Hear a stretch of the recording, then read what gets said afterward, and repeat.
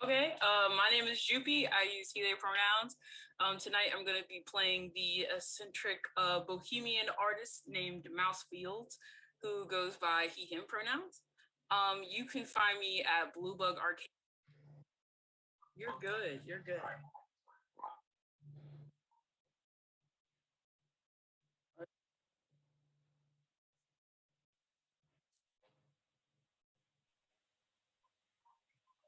Something real quick. Hello? Hi.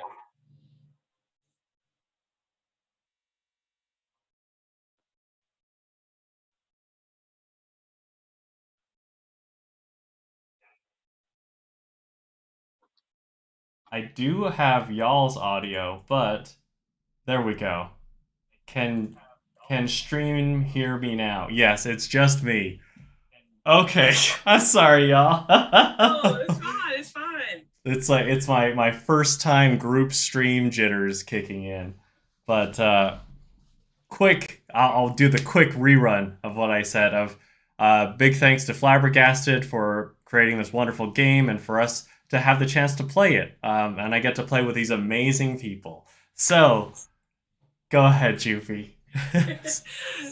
Yeah, no worries. So I'm Jupi. I go by he, they pronouns. Tonight I'm gonna be playing the eccentric Bohemian, who is like an artist designer. His name is Mouse. He goes by he, him pronouns. You can find me at bluebugarcade.itch.io, and that's so blue is BLUU, and I write RPGs. Fantastic, fantastic. Thank you so much. Next up, we've got Rachel. Hi, I'm Rachel. I will be playing the newly widowed Mrs. Begonia Smythe. Both I and Begonia use she, her pronouns. And as for other places that you can find me, you sure can try to find me, can't you? I don't really have anywhere else to find me. I dig it. Thank you so much for playing. And next up, we've got Chase. Hi, I'm Chase. You can't see me. Haha. And I am playing Winston Scrubury. He's a working man who just wants to be heard, wants the working class to be heard by the higher ups. Dig it. Dig it. And amen. Goodness. And finally, Adah. Hi. I'm Adah. I use she, her pronouns. I will be playing Andie Cartwright, she's Bohemian and she is trying her darndest to be an investigative journalist, but she's just too showy for her own good. Also, this is my first time doing an RPG thing, so hopefully I'm not too bad at it. I got a feeling you're gonna be wonderful. Absolutely Okay. wonderful. We'll see. So, oh, and chat just said, yeah, there will be a duel of chases in the chat. Okay, phenomenal. Well, we start things off with a little zoom in, an opening sequence with our good friend Mouse. So, in this initial moment, Mouse, where are you? What are you doing? Okay. So I think so. This is just Mouse, right? Yes, So yes. This just is him, where. like, yeah. So I can see him being like at the farm, maybe like helping with his family, just making sure that they're okay, that all the chores are being done, keeping his younger sister in line. Yeah, absolutely, absolutely. And while Mouse is working on these chores, would you mind describing what Mouse looks like? Okay. Yeah, I think Mouse is kind of dressed just really oddly, especially for the time period. Like he's very fashionable, so he's kind of time periods ahead, but at the same time he grew up in this farm area, so he's kind of rustic and like and just well built and knows his way around a good set of tools. But at the same time, has this other side. So I think his the way he looks, the way he carries himself, kind of reflects that. Fantastic. So, with our wonderful mouse here, working on some chores, you can kind of overhear in the distance, maybe just outside the doorway, you hear two people whispering. And of course, you'd recognize the voices as being that of your parents. And they sound a little hesitant, as though this is about to be maybe an awkward conversation. But finally, one of them, your mom, sighs before coming in and says, Mouse, do you have a moment to talk? Mouse goes, yeah, sure. And he sets down what he was doing and goes up to her and goes, everything fine? Yes, everything is wonderful. But your father and I, and she turns to look where he is, and he's still just kind of hiding behind the door frame, and then he just runs out and says, yeah. And then she says, your father and I have been talking, and you're about to finish your apprenticeship. Are you gonna come back home?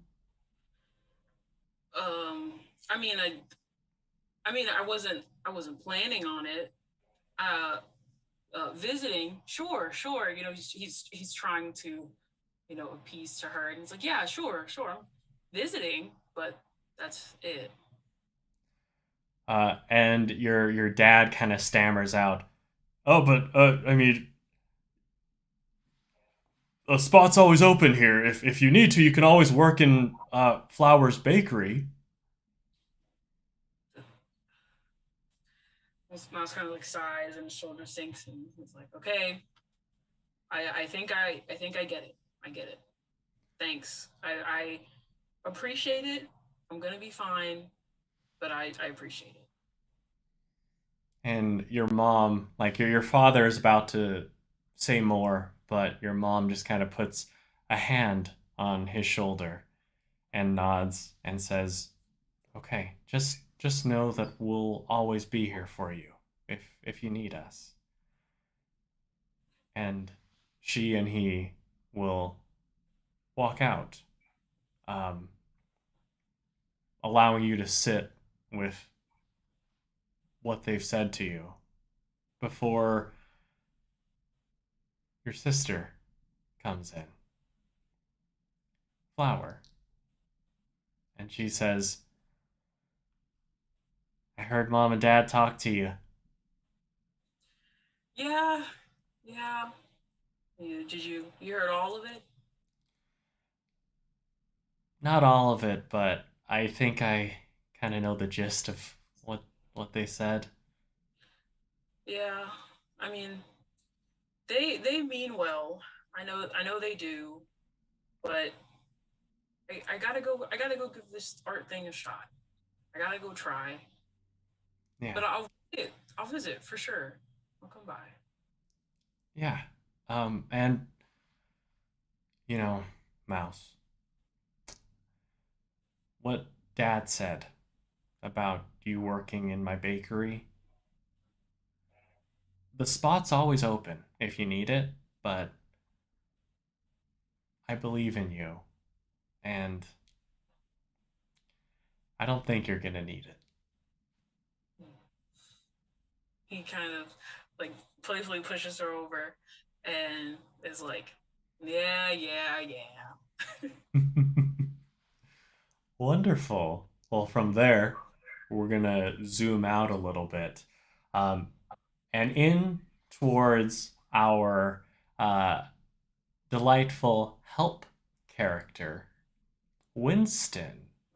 So, in this moment, what is Winston doing?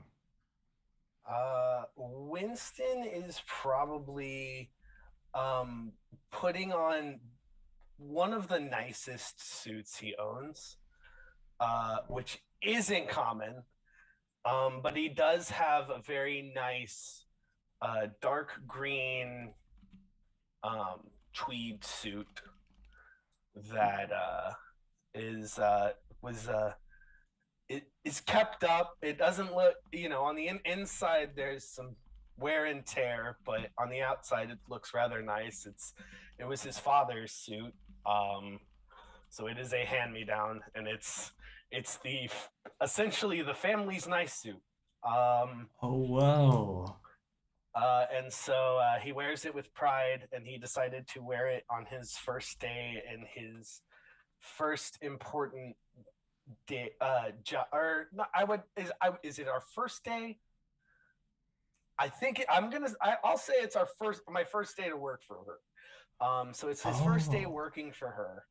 And he is going to go meet her not for the first time, but he is going to go meet her in a working capacity for the first time, so to say. Fantastic. And so he's getting ready, and then he lives in the flat above the pub with his brother and his brother's family. Perfect. And so they're all bustling about. Excellent. Well, as Winston is just about finished, he does notice that little Clara is peeking around the door frame, and you can kind of see that her eyes are wide, and she's peering in and just kind of spying on you as you're doing just the finishing touches on your suit. Do you say anything to her? Without even looking at her, he's just finishing getting ready. Don't you have opening duties to do? You need to get the pub opened. Yeah, I guess. There's the lunch crowd that comes in extra early. But Daddy wanted to say something to you. Well, then Arthur can come and say it to me. All right. And tell him he can. I will grace him with my presence. I don't know what he wants from me right now.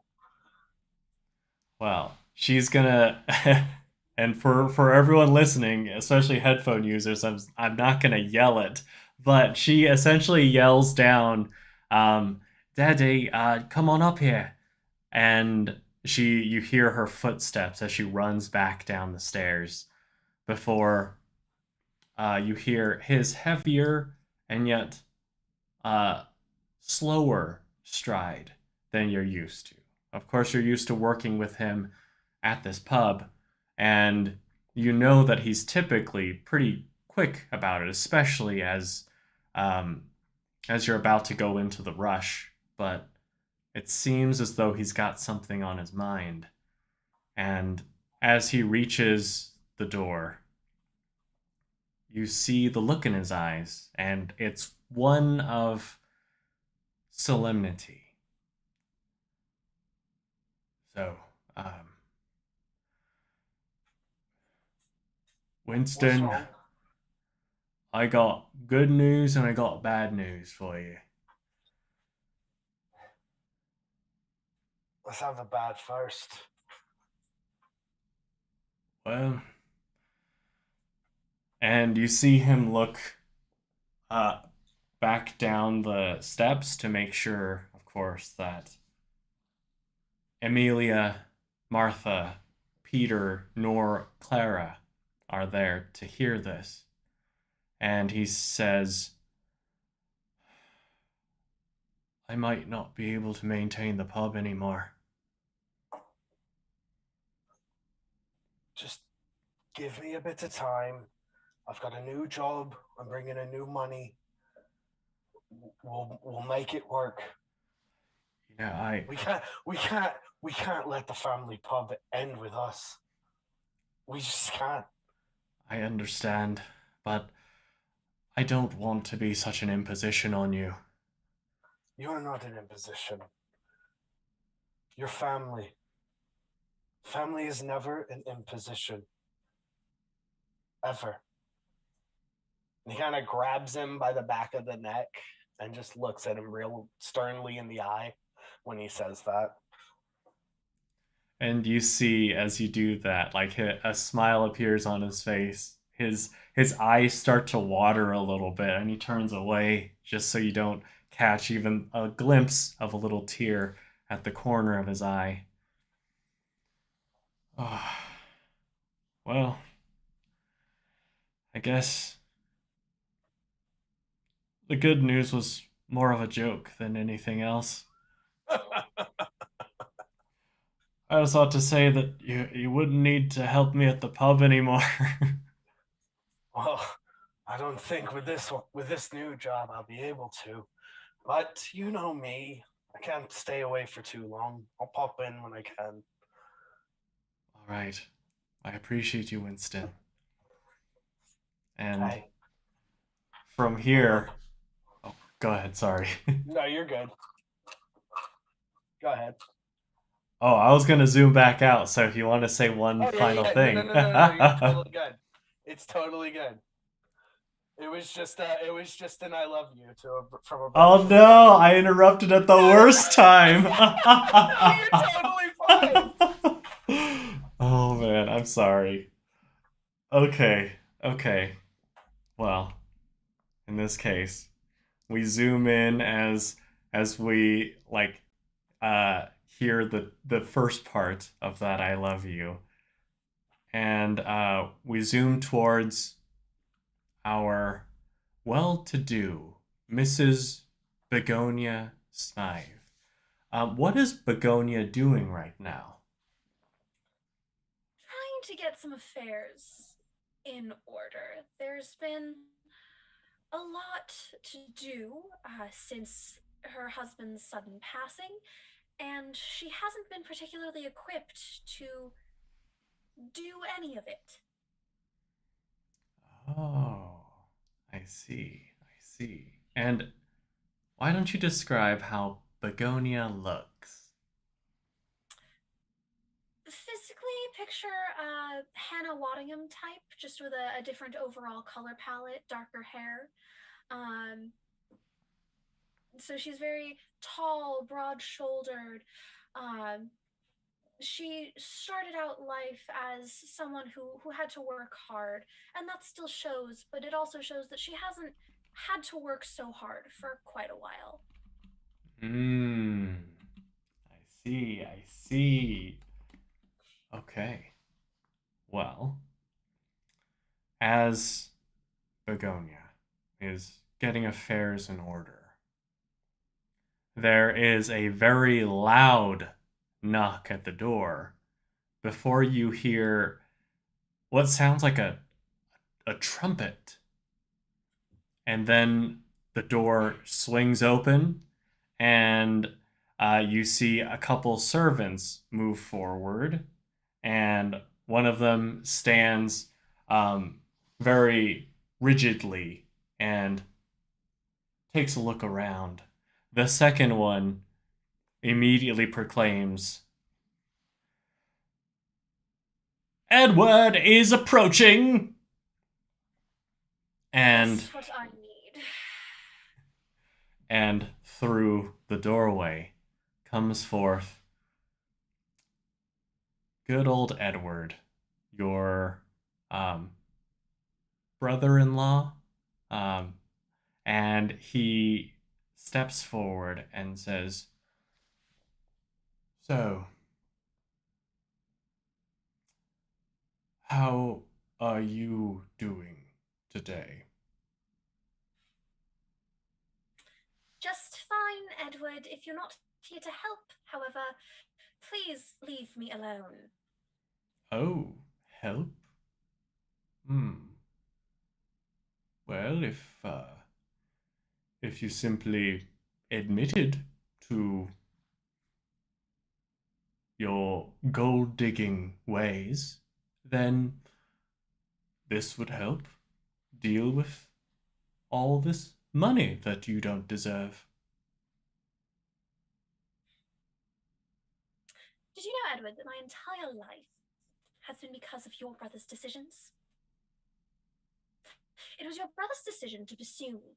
It was your brother's decision that we were to be married, and it was your brother's decision to leave me everything. Now, I was not consulted on really any of these decisions. However, I do have to live with their aftermath. And no, I'm not going to give any of it up, no matter how much you would like me to. Really, if you take any issue with it, feel free to take it up with Richard. Oh, don't you worry. I'll happily show the world just how low-born you are. You say that as if they don't know. And you see him like just kind of processing, and just it's that look of yes, but also I'm not sure how to respond to that. And then he turns and he walks away. The servant, who loudly proclaimed that Edward has arrived, once again says, "Edward is departing." Yes, thank you. A bit more warning on the come up next time, if you wouldn't mind. Thank you. Yes, of course. And then we zoom away. The camera pans over to a newspaper office. A place known as the Daily Frugal. The logo is a newspaper with 3 pennies on it.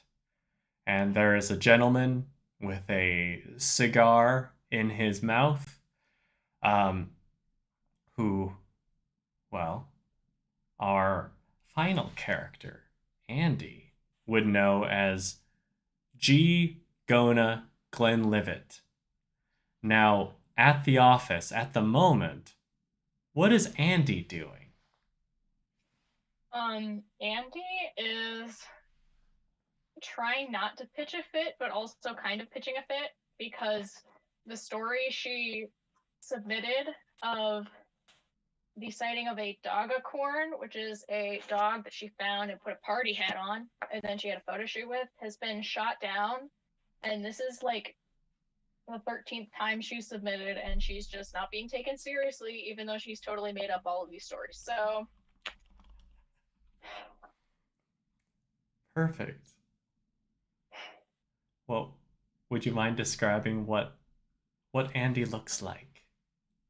she is tall and kind of lanky. Her hair is very, very curly, but it's like up in a bun, and she's kind of dressed like a newsie, like the paper on the corner guy, because it fits the reporter aesthetic in her mind. So yeah. Fantastic. And right now she wears a frown because she is not happy. Oh, snap. Well, perfect. Perfect. Well, she may be more unhappy now because all of a sudden, but this is fairly typical for Mr. Glenlivet. Unfortunately. But he calls you in and says, "Cartwright! Cartwright! Where are you?" "I'm right here, Glenn." And I kind of stomp in. "Come into my office." Look a little dignified. Oh my goodness, okay. Yes, sir, here I am. How may I help you? Remind me why I'm angry at you. You didn't like my story because you have poor taste. No, that's not it. Then you're not angry at me. I don't know what to tell you. No. You must have me confused with Andie Carlisle. Andie. The winter Look. guy. Look. I don't like it, but it's hot. You know your onions here. Everyone's talking about it, and even though your doggy corn was a hot mess, It was wonderful. Continue. everyone's talking about the walking pants. The walking pants. Have you heard of it? I sure have. Perfect. I want you to get a picture. There's big money in it for you. Fame, reputation. And at this point, he's like come over to you, and he's like trying to buddy up a bit. Where whenever he gets on these rants, whenever he's trying to persuade someone to do what he wants, he tends to try to look in the same direction, as though he's guiding you to look into the horizon at what could be, as he says, fame, reputation, especially if we could beat the Daily Lobe to the punch. I heard they're already on the case, so keep it on the down low. Absolutely, I am nothing if not subtle. I will get this for you, sir. You Perfect. can count on me, Glenn. Perfect. You mind asking your friends? I hear you're all into that extracurricularly. Yes, we are, sir. Yes, we are. Perfect. Well, Cartwright, I'll send you a telegram with the details. I will be anxiously awaiting. Great. And at this point, he goes back to his desk, cigar in mouth, plops his feet up on the desk, and just enjoys, relaxes for a moment. But now, we zoom out. A little bit of time passes, and Andie Cartwright returns to the October Society, the Society for Study of the Occult. And, of course, meets back up with the rest of our wonderful characters. So, Andie, would you like to take it away? Is this the same day? Yes, I'd say that. Okay. Oh yeah, like you just barely got the information, and I mean Okay. the lead's hot. Andie walks out of the office and then walks out of the building and then like starts like jumping around a little bit because she's so excited to finally have like a story. Out of habit, as she's like running towards the October Society, she kicks Glenn's bicycle just because she's so used to like destroying his property after she's shot down. So she sprints to the clubhouse and runs in and says, guys, we finally got one. That's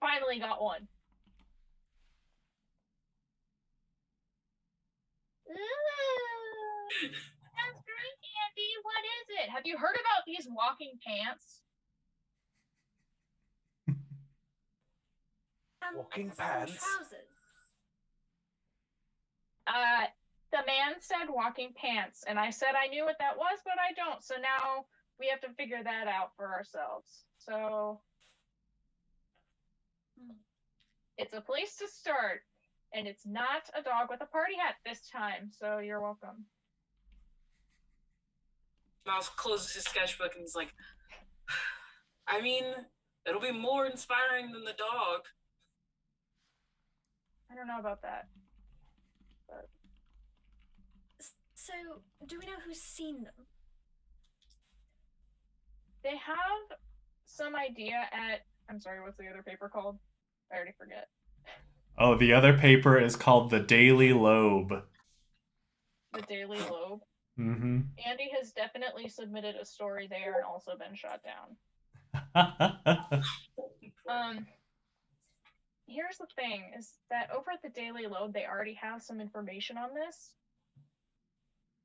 I think our best bet might be to go and try and snoop around there.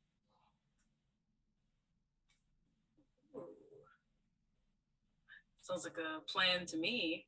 I'm so good at sneaking. This will be great. I mean, the first thing that I think we should find is who they've been speaking with. Yeah, that too. Yes. Yes, yes. That's what a good reporter should do. Yes. Whatever works for Miss Smythe works for me. Thank you, Winston. Now, as for who should be sneaking around at a newspaper, I don't volunteer myself, as that could cause some interest by people whom we don't want to have interest in our, well, in anything really. You know, I got a buddy who comes into the pub all the time, and I'm going to use whims and fancies Ooh. to create an NPC that works at the Daily Lobe. Fantastic. Okay.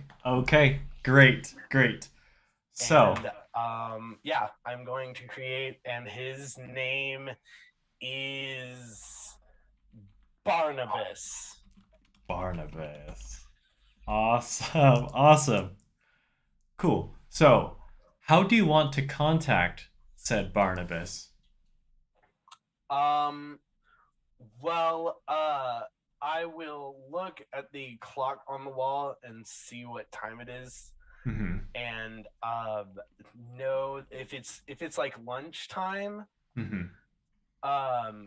He would usually be in the pub, getting a bite Oh. and a drink. He usually comes by. He's one of the many lunch crowd that comes by and tries to get dirt on things, you know, doing his reporter thing. Perfect. Okay. Are all of you going to the pub then? I suppose. I think Andie's plan is to stay in the back, but she has like a giant newspaper with her that she can like fold out and pretend to be like just another patron. Perfect. I think Mouse will go along as well. Okay. Great.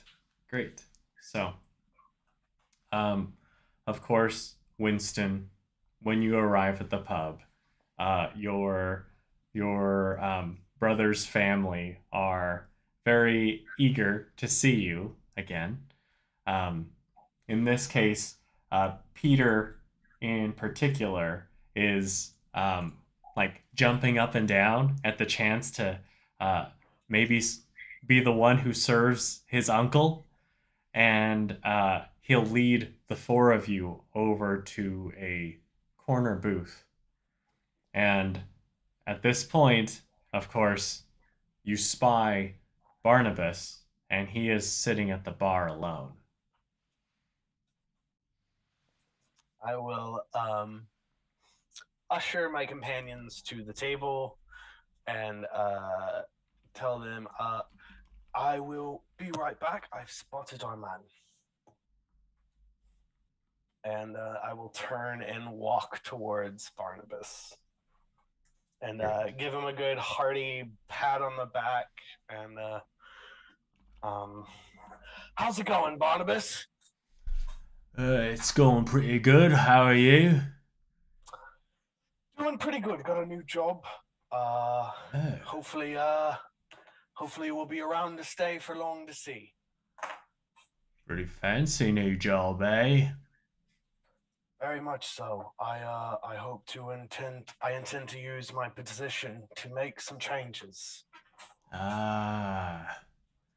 Changes for the better for me too? I couldn't possibly see how helping a working class in the factory at Smythe Industries would help a journalist, but for all intents and purposes, yes. Yeah, just keep me in mind, whatever happens. I always do. You've always got a spot at the bar, don't you know that? Appreciate it. So,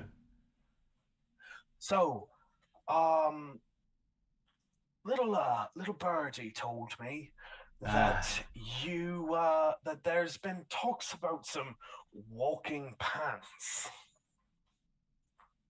Yeah.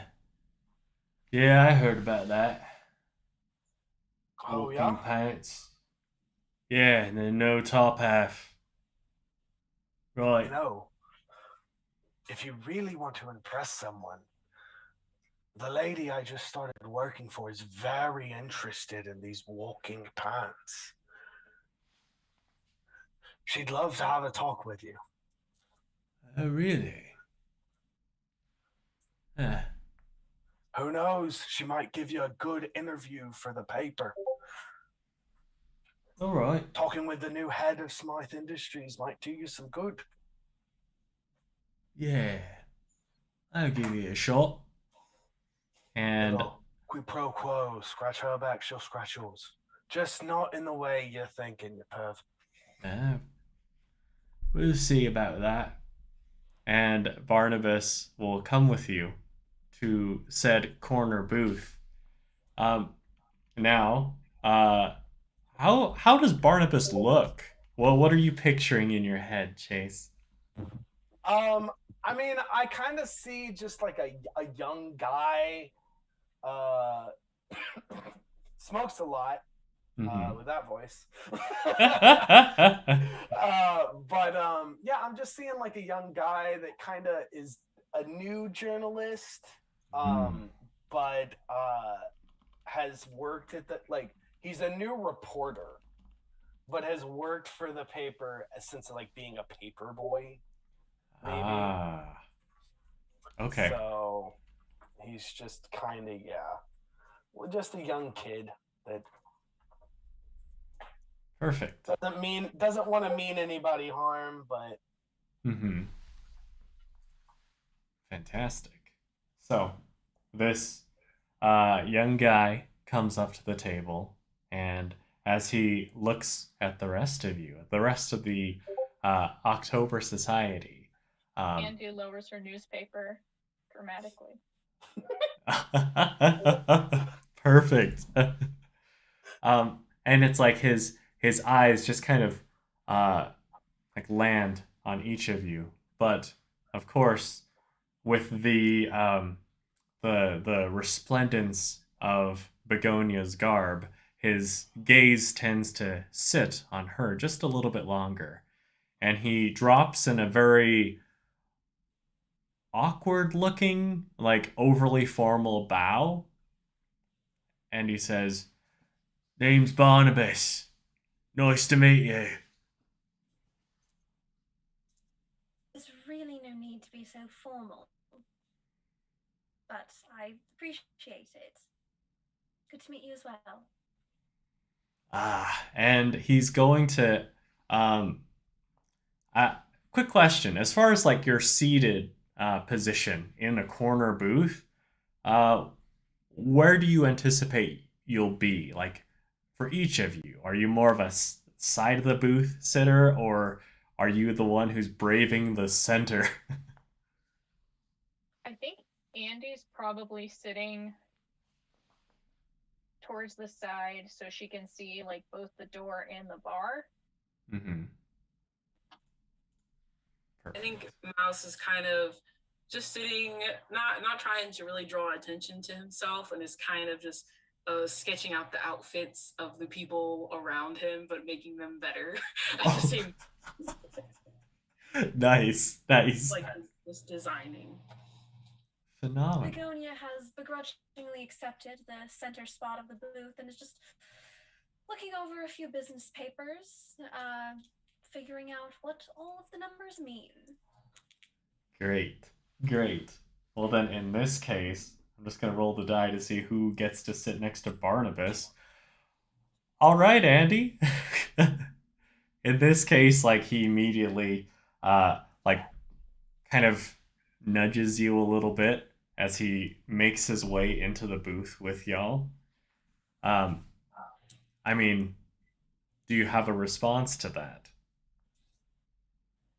I think I just nod, and also I don't know what I would do, like roll-wise, but I want to try and go through his pockets to find notes. Oh, I dig that. I have no idea what stat that is, but... Okay, I guess in this case,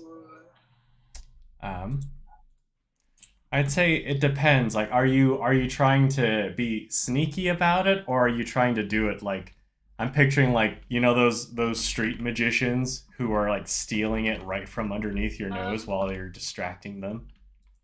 I think I'm trying to like do it sneakily while he's talking to Begonia, but if I get caught, I'm gonna try and play it off like I was like flirting with him. And Okay.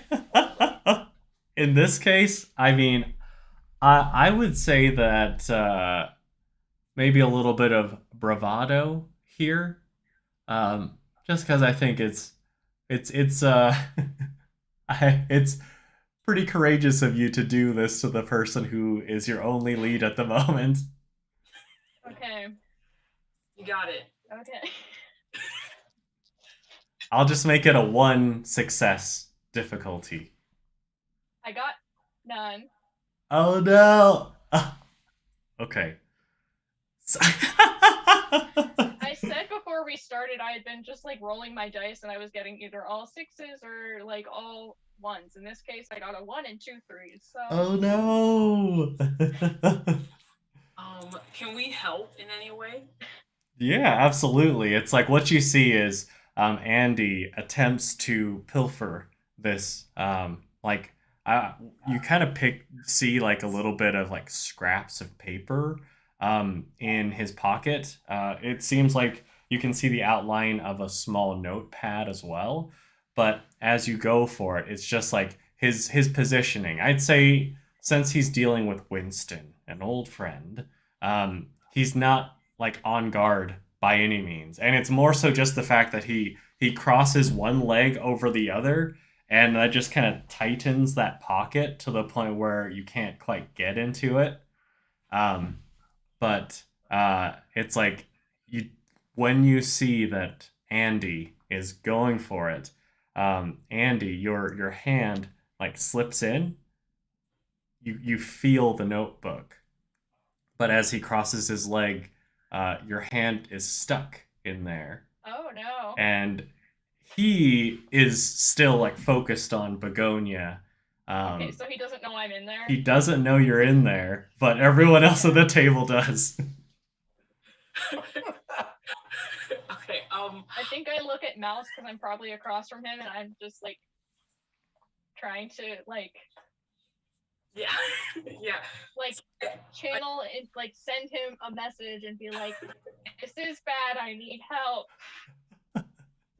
And so I think at this point Mouse is gonna be like, oh my gosh, I love what you're wearing. It's amazing. I absolutely love what you're.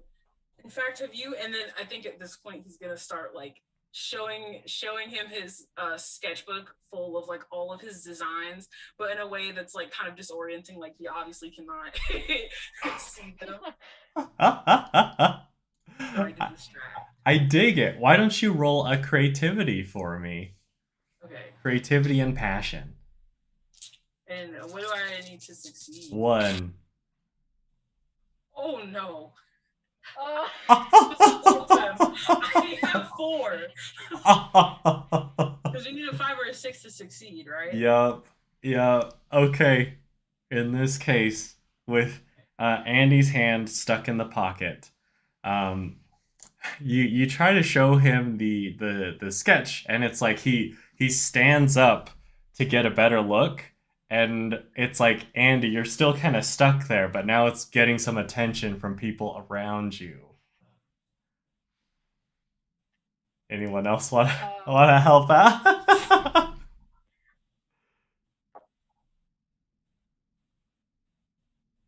Winston, I feel like you would be the best person because you could, like, you have a rapport, you could distract him. So Winston now gets eyes of desperation from both Andie and Mouse. Mouse is still flipping through, just in denial. Just be like, please. That's good. Flipping in denial. Just like, flipping. Oh my goodness. So, Can I do something that's not a scene cue? Yeah, absolutely. Go ahead. I'm just going to stand up very suddenly and announce to the room, next round's on me, everyone. Oh, snap. Okay. In this case, when you yell that, everyone does like a very hearty, like, cheers! Including this gentleman right here. And when he does that, Andie, you get just the right angle as he's moving, and he's like, yeah! Where you can rest your hand free. Now, Not the notebook, I take it. yes, absolutely. But in this case, the price is not a roll, but just the monies of paying around for everybody. I'm going to send a sharp look in Andie's direction of, what do you think you're doing? Mouse is like, thank you. I thought it was a good idea. I love it. In fact, this will be the very first lucky coin I give in this game for having the cojones to steal from this guy. Nice. So, please mark that down, Adah. Albeit unsuccessfully. So, well, what do y'all want to ask this gentleman? Begonia's going to take a little bit of control of the conversation. Mr. Barnaby, was it? It's Barnabas. Barnabas, my apologies. Now, It's all right. Winston here tells us that you've got a lead on something. Yeah. Walking pants? Yeah, I heard about the walking pants. Well, and he takes a quick look around and he leans in. And when he does, you do smell the smell of a fair amount of alcohol on his breath. Winston, you would know that this is maybe more alcohol than he normally would have consumed by this time, especially since he hadn't. There wasn't a plate of food or anything in front of him yet, so it's a little irregular. But he says, "Well, I heard that they found some walking pants over at Clear Lake." I see. Now, who is they? The names of anyone who might have... Oh, lady, names. I don't deal in names. No, you're a I journalist just who's know. not dealing names. Yes. Sounds quite reputable, I see. I'm just saying, but if I, since you are going to be treating me to a round, I might be willing to say that someone involved in the souvenir shop. Souvenir shop at Clear Lake. Yeah. Andy, do you have that written down? Andie's afraid to do anything now. Although I will say I'm really trying. I really want to try it again and get those notes, but I don't know if it'd be worth another BS. I'll say that you do have a little. You were able to get like just a little scrap of it. Okay. Yeah. I feel good about that. I got something out of it. Absolutely.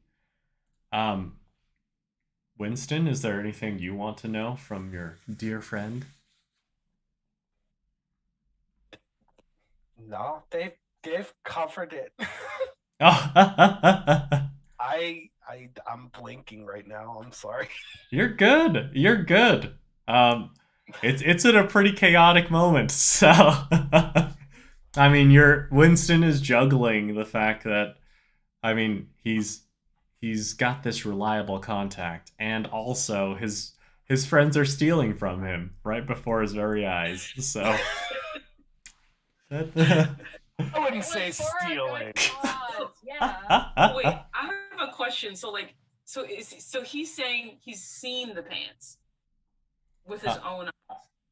No, he's heard that Okay. the pants The were seen guy- in Clear Lake, and someone in the There's a guy souvenir at shop. the souvenir shop. Okay, I wanted to make sure. Yeah, yeah. Now, Barnabas, other than who has seen them, what have you seen about? What have you heard about them? Were they levitating, walking as if on the ground? Also, by pants, do you mean in the American sense, as in trousers, or? Yeah. Yeah. I heard that if you went around the streets at a certain time of night, you would find just pants walking around. The long ones that go down to your feet. In fact, there might even be socks attached, like a bottoms onesie. I see. Yeah. So, trousers with socks. Are there Yeah. shoes? I don't know about that. Okay, no shoes to our knowledge. And Yeah.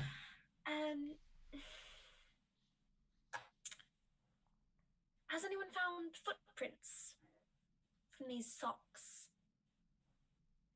Well, I heard that there were quite a few footprints around them. Footprints around the pants, Yeah. not belonging to them. Right. It's just what I heard. See. If you go out to Clear Lake, though, be careful. Yes, Why be thank careful? you. We will be. It's kind Just of because of a... the pants man. Yeah, you never know. Just find some random pants out there. You never know what else you might find. Like a dog of corn. Have you heard of a dog of horn? I knew I recognized you from somewhere. Always nice to meet a fan. Yeah, you could say that. If you want, I could give you an autograph. Do you have any paper around? Yeah, of course. And he goes into his notepad and he pulls it out and he starts flipping through and he finds like a very tiny blank spot on a page and he says, "Yeah, just right there, if you don't mind." I sign it with my name, I guess, and then I'm like kind of just scribbling and reading the page. Like I'm holding it for a little bit too long. Oh, okay. Okay. Nice. Great. Great. So, in that case, as you look, you do see one thing in particular that catches your eye, because of course you hate these guys. All of you do. You see just a little note that says, "Received payment. Will receive the rest later."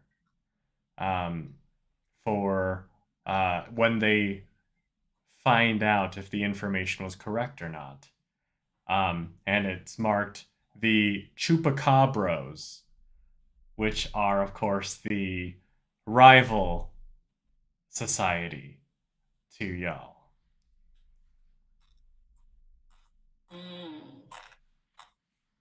I can't.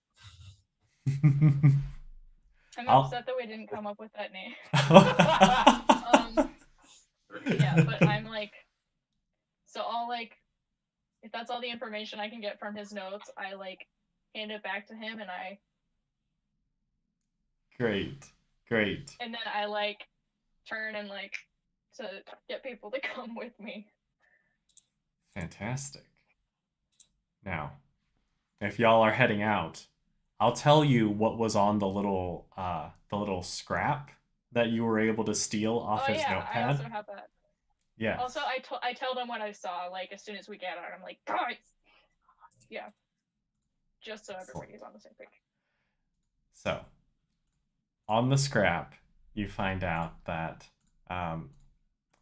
there's rumor about a $100,000 reward for getting a picture of the walking pants.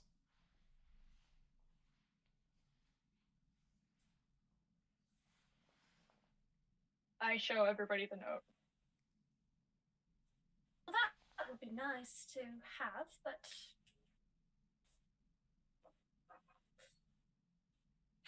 we would have to think about divvying it up. And who's offering the reward? Does it say? It does not. No, just a reward with no other information. Shall we to Clear Lake? After looking at their reward, Mouse is like, yes, we are definitely off to Clear Lake. To Clear Lake! We can take my motor. Very well then. Winston, do you know how to drive? Of course I do. Oh no, I'll drive. My car. Ooh. Might as well. Begonia's learning how to drive. She's not great at it yet, but that's not going to stop her. I was just about to say, you'll see Winston behind Begonia's back wipe his brow because he has no clue how to drive. Perfect. So, y'all pile into the vehicle. I was about to say VAR, vehicle and car combined together. Transformers. Horrible. Yeah. So, y'all pile into the car and start driving to Clear Lake. And Clear Lake is, well, it's quite a bit different from Peccadillo. It's a lot smaller. It's on the west side of a fairly long lake. You note that there are only a few buildings here. There's one that's rather tall. It's called the Fall Inn. It looks pretty cushy. It actually stands out quite a bit compared to all the other structures here, which are fairly small, fairly old. There's a place called Spirits of the Lake with a picture of a champagne bottle that is pouring its foam into a fairly pristine blue-colored body of water. Off by the lake, there is a smaller structure with a couple boats, and you can see that it is the Clear Lake Ferry. There is a shop that it says Clear Lake Souvenirs. You do see that there are maybe too many words on the front of it, as though they're really trying to make sure you know everything that you can find inside the shop.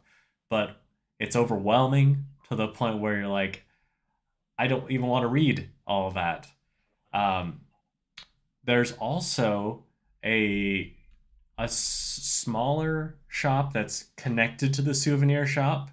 It says Cryptozoology Museum. And, of course, just a small gas station / convenience store.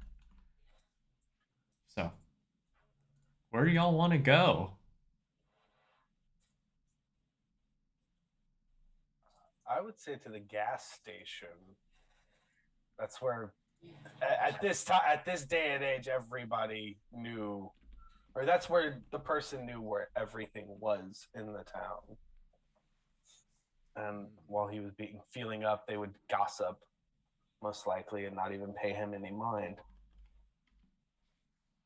Begonia Also, will depending on how the refill car the held car up. with petrol.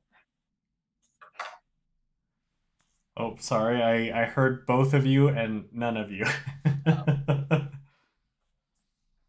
I was just gonna say, depending on how the car held up, we might need to like stop and get some like 1920s duct tape or something. Oh, perfect. And Begonia? It's a new car. I was just going to stop and fill it up with petrol. Perfect. Perfect. So, we've got Andie looking for some duct tape. We've got Begonia trying to fill it up with petrol. We've got Winston going in to maybe gossip a little bit with the... I'm probably going to have my newspaper out in the corner again. Perfect. Perfect. Great. I was actually going to lend a helping hand to my fellow worker and see if that favor will be he'll give me the dirt on the town. Excellent. Excellent. Okay. Well, before I get into that, what is Mouse doing at this time?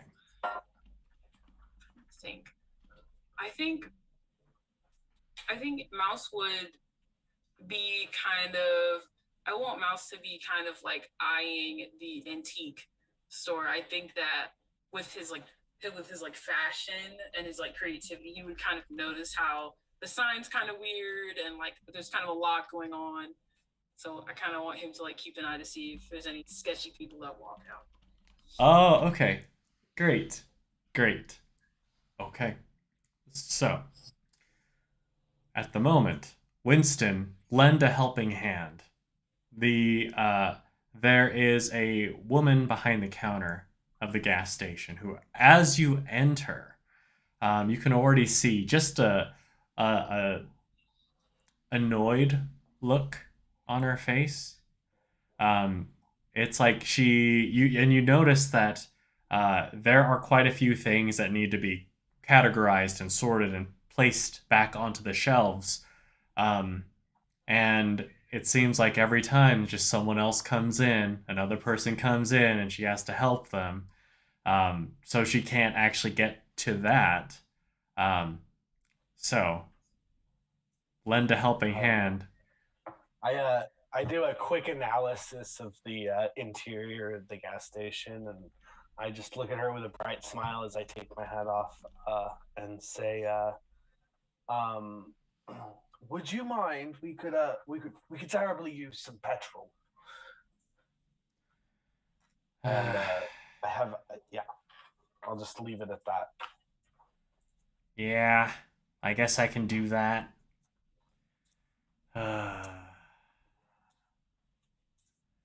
And then what I was going to say is as she goes to do the petrol, he's going to fully stock everything.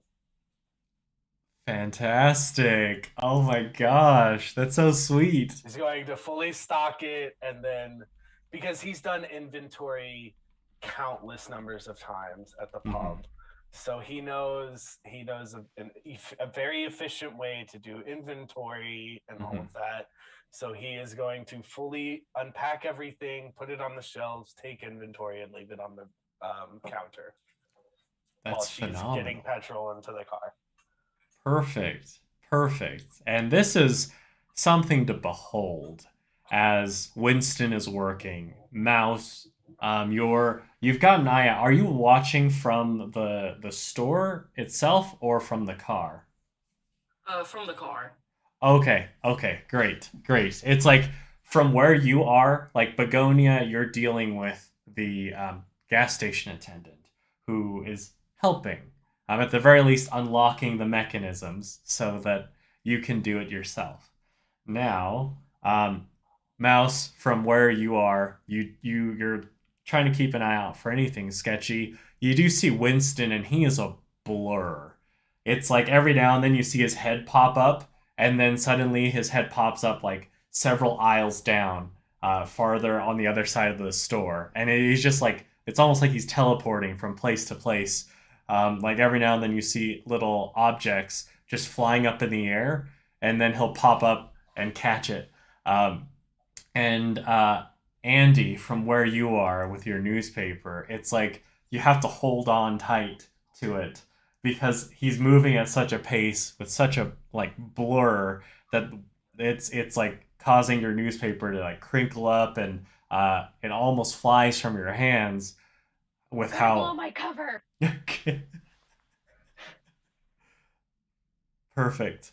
But Winston is able to do so, and as she comes back in, she looks around, her eyes wide, her mouth gaping open, and she says, "Did you do this?" Well, I saw you could use some help, and you looked overstressed, so I decided to lend a hand. Wow. And like as she sees every little item, everything that she no longer has to put on the shelves, no longer has to fix.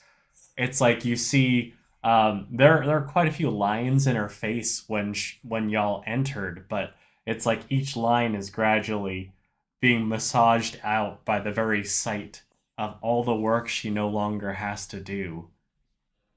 And she says, "Wow, are you married?"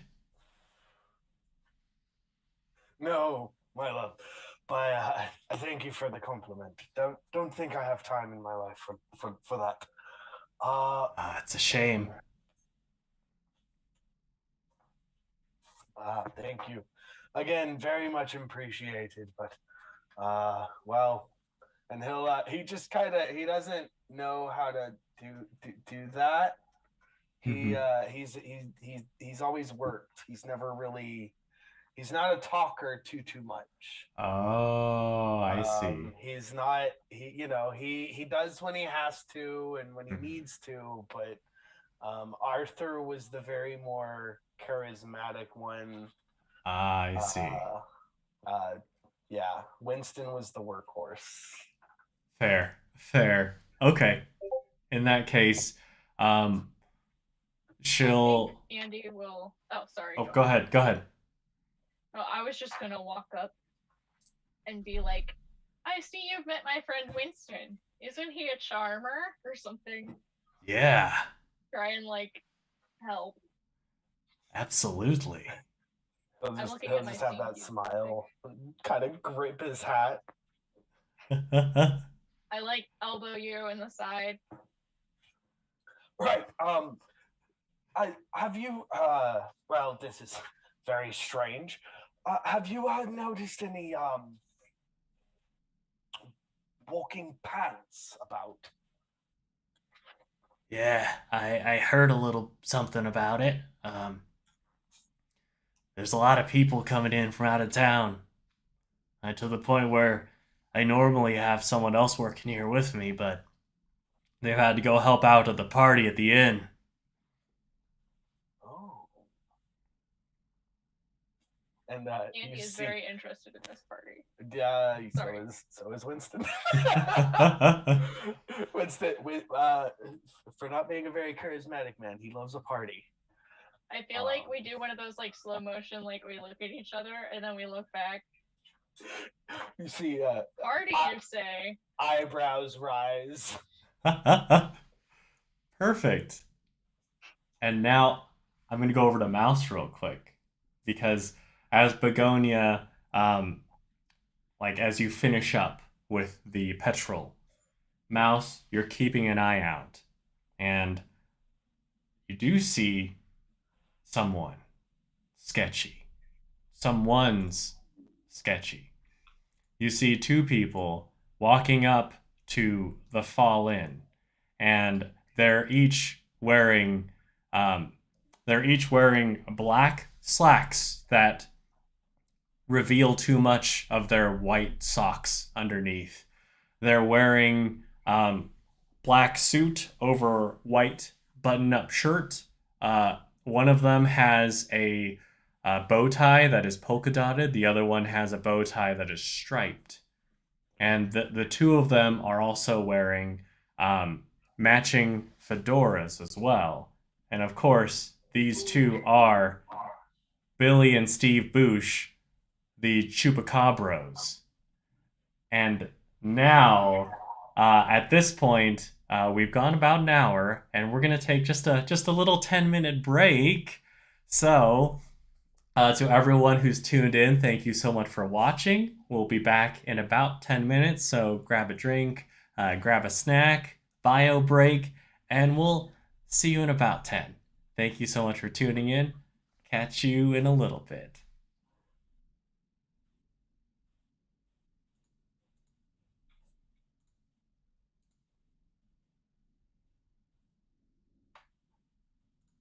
Okay, y'all are good to talk again. I've muted on the stream.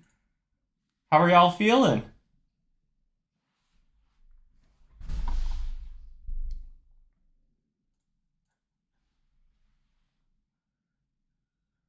Y'all are doing awesome. So good. So good. Yeah. Yeah. Y'all are so much fun to play with. Sorry I interrupted. Go ahead, Adah. Oh yeah.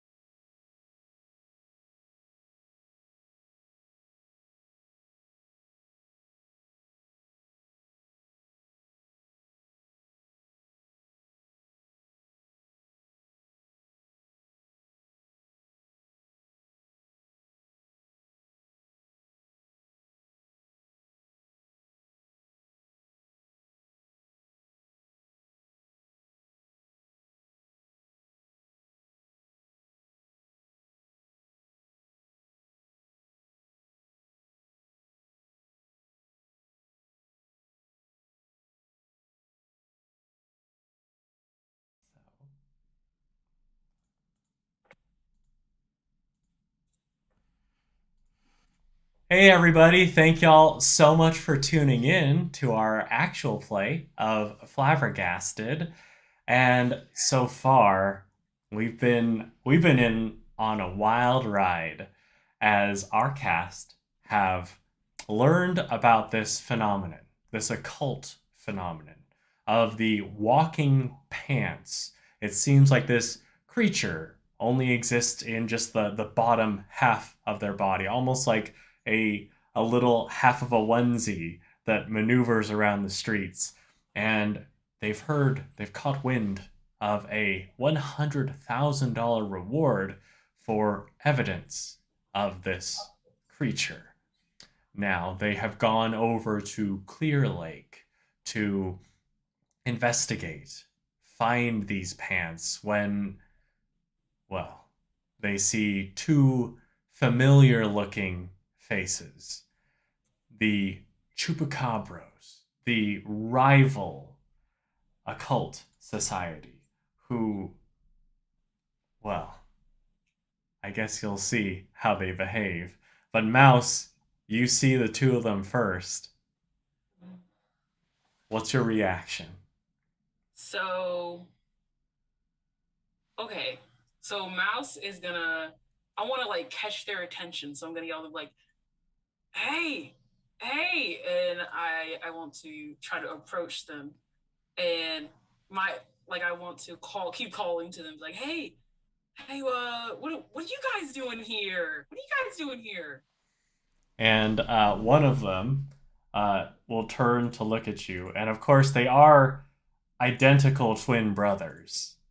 One of them, the one with the polka dot bow tie, turns and points at you, and points to Begonia, and points to the car.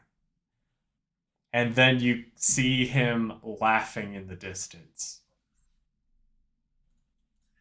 Okay. I think out of Mouse's like just anger, because he doesn't have very much like wit and sharpness.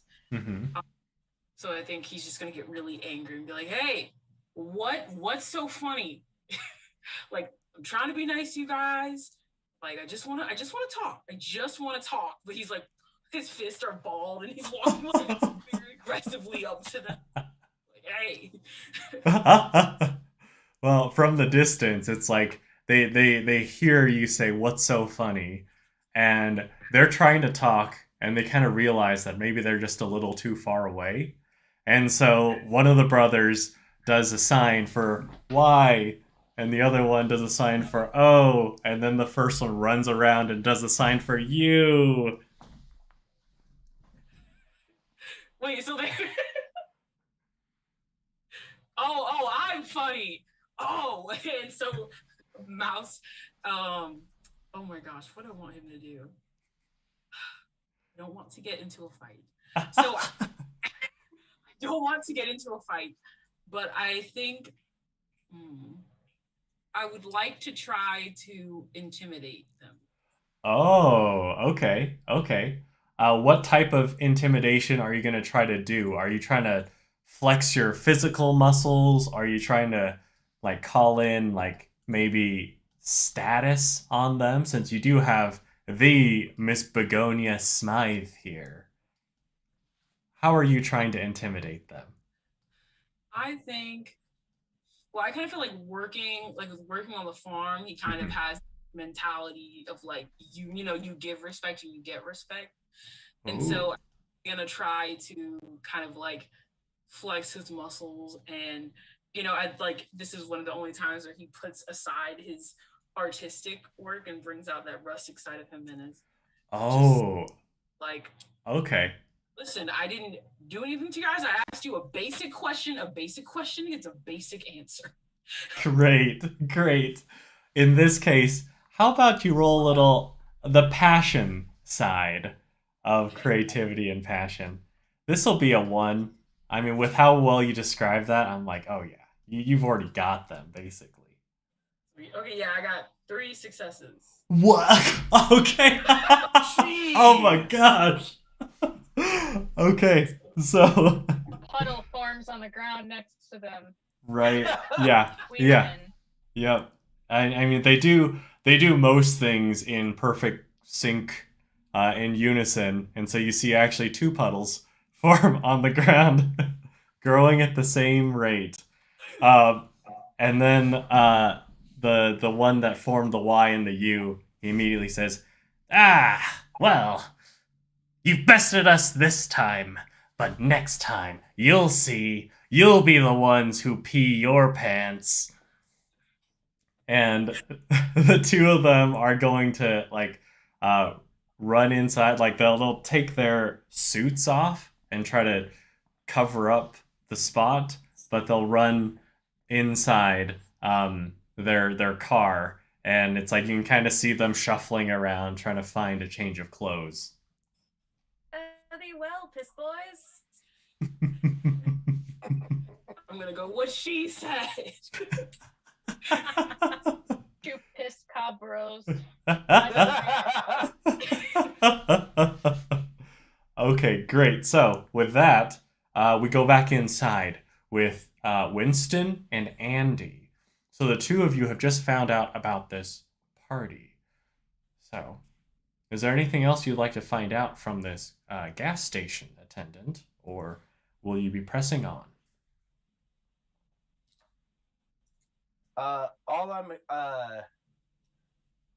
He'll look at the gas station attendant and he'll go, "Make sure you give those lads the supreme treatment," and gives her a wink, and will just and gives her a wink and tips his hat and walks out. Great. So, and, yes. Andie might ask, like, I don't remember exactly what she said, but like, who told you about these pants in the first place? Well, it's usually one or the other. It's either the owner of the souvenir shop, Jeremiah Ersatz, or the professor at the museum, Stanley Eccleston. Either one, they're usually fighting about it, whether or not it's real or not, so. Which one wants it to be real and which one is a liar? Usually it just depends on whoever gets the picture first. Stanley wants his museum to have all the clout, but I mean, of course, the other one just wants to sell merch. Gotcha. Okay. Well, thank you for You're welcome. your time. Actually, if you want, could you just give me your number, like your address, so my friend can write you a letter sometime? Yeah, I would love that. You've got pen and paper, so 514 Evergreen Street. Thank you. Okay. Yeah, I'm just basically out back. Yeah, I hope I'll see you too. I mean, I hope I'll see him more, but Oh, all right. Well. Yeah. I'm sorry. Have a good day. No offense. No offense. To each his own. And Great. I leave. I do not ask her name. Great.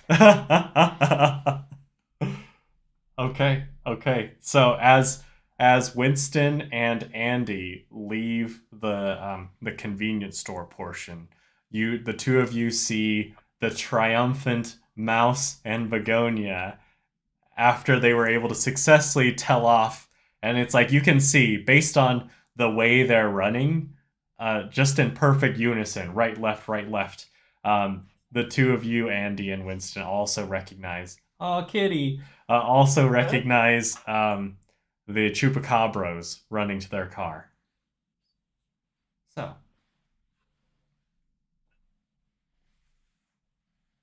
I spit on the ground. And then I say, "Winston, I got her digits." I was like, who's digits? What are you? Oh Lord. Well, you guys were in there flirting. Hold on, I'm sorry.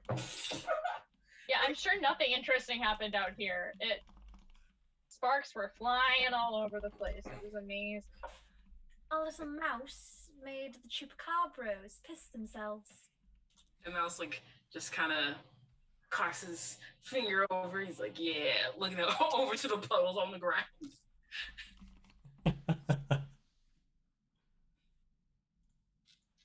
Winston will burst out in a good hearty laugh. So, real quick, so like the chupacabras, they're still in the car. They haven't left. Yes, they've run back to their car, leaving a little trail behind them. And it's like you can see like flashes of like chest hair and like polka dot shorts and whatnot as they're like fumbling around inside trying to get changed. I would love to slash their tires. Oh. I don't. I wrote that Mouse has a switchblade, so we could. It was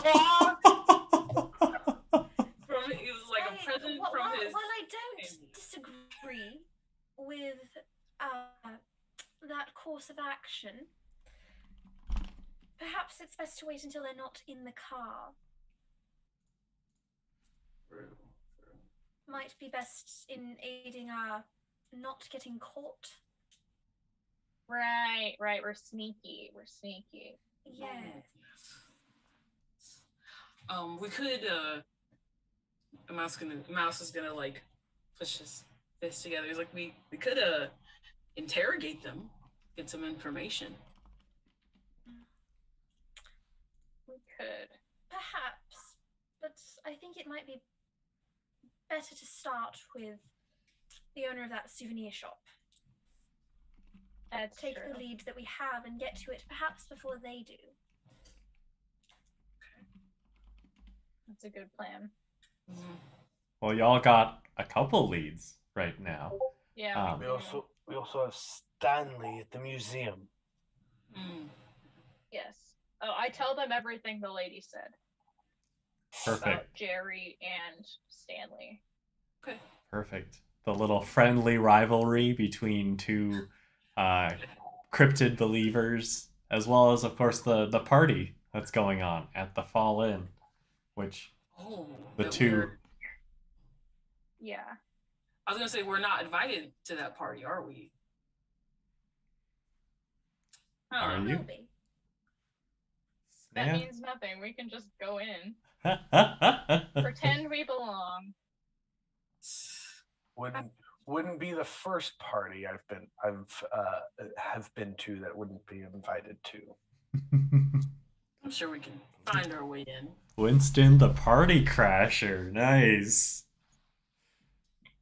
So, well, are y'all gonna travel together in one group, or are you gonna split up? Oh. God. Remember, this isn't D&D, so it's not as scary. Oh no. Like you just split up, and I'm like, all right, roll for initiative, y'all. Wait, what? Displacer beasts everywhere. Roll for accuracy to tigers. The one ants are actually a mimic. Yeah. I don't see Mouse splitting up. I see Mouse teaming up with someone else at the very least. Okay. What were you saying, Adah? I think it would make sense if we were split up for Winston and Begonia to go to the party, and Mouse and I could go to. The first thing we got was from the souvenir shop, but to me it sounded like Stanley was more of an instigator, but like maybe I'm reading into that too much. So, what do you think, Mouse? When is the party, by the way? Oh yeah. When is the party? Oh, I'll quick retcon. I'll say that at this point the party has begun already, and it was likely the event that the Chupacabras were on their way into. Mouse has some skills that might help distract and help whoever sneak into the party. But if you guys think we can just walk in, that might not be something we use right now. We'll be able to walk in. Okay. So then I will go with the museum. Okay. So we're going to the museum. Yep. Great. So, Mouse and Andie go into the museum, and Begonia and Winston going to the party. Uh-oh. Oh, you there, Chase? Yeah, I'm here. No, Okay. I'm here. I'm just saying, for me going to the party. That is my flaw. Oh, snap. Perfect. I get lost in the crowd. But Great. So, in this case, I'm just going to do a quick flip of the coin to see which side we go to first. I'll be bouncing back and forth between the two of you, so hopefully I'll be able to keep everything juggled decently well. Okay, that is Begonia and Winston. So, as the two of you rock up to the Fall Inn, you note that the outside facade, it's very well maintained. There are quite a few windows that you could use to peer into the establishment. And of course, you see this enormous circular table with this an array of vases, different flowers on top, which I'd say from maybe Begonia, you having dealt with the finer things, looking at various floral arrangements, you know that all these flowers are not in season, in which case they would likely be fake.